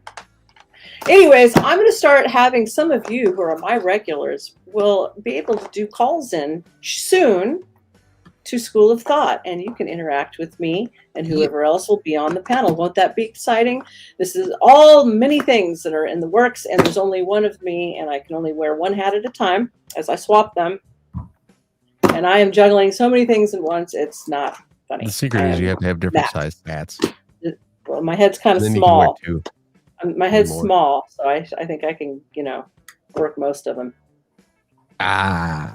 Ben, do you have any projects that you're working on right now? Anything that you want the people? writing 6 different books. Nice.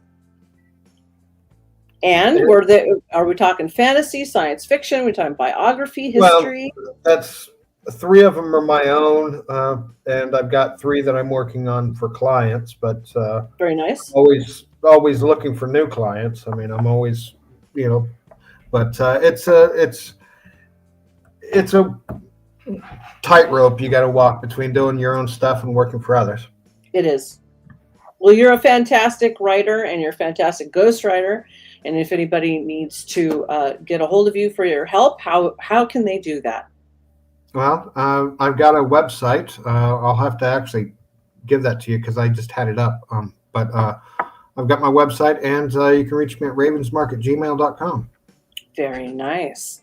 All right, and you can find Trippy at TrippyCast podcast. Right? YouTube.com/TrippyCast. Yes. YouTube.com/. Here I am. You know where to find me. I'll be streaming to X soon also.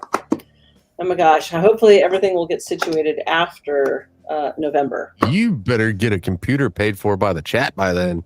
Oh or else God. you're not going to be able to stream to Twitter.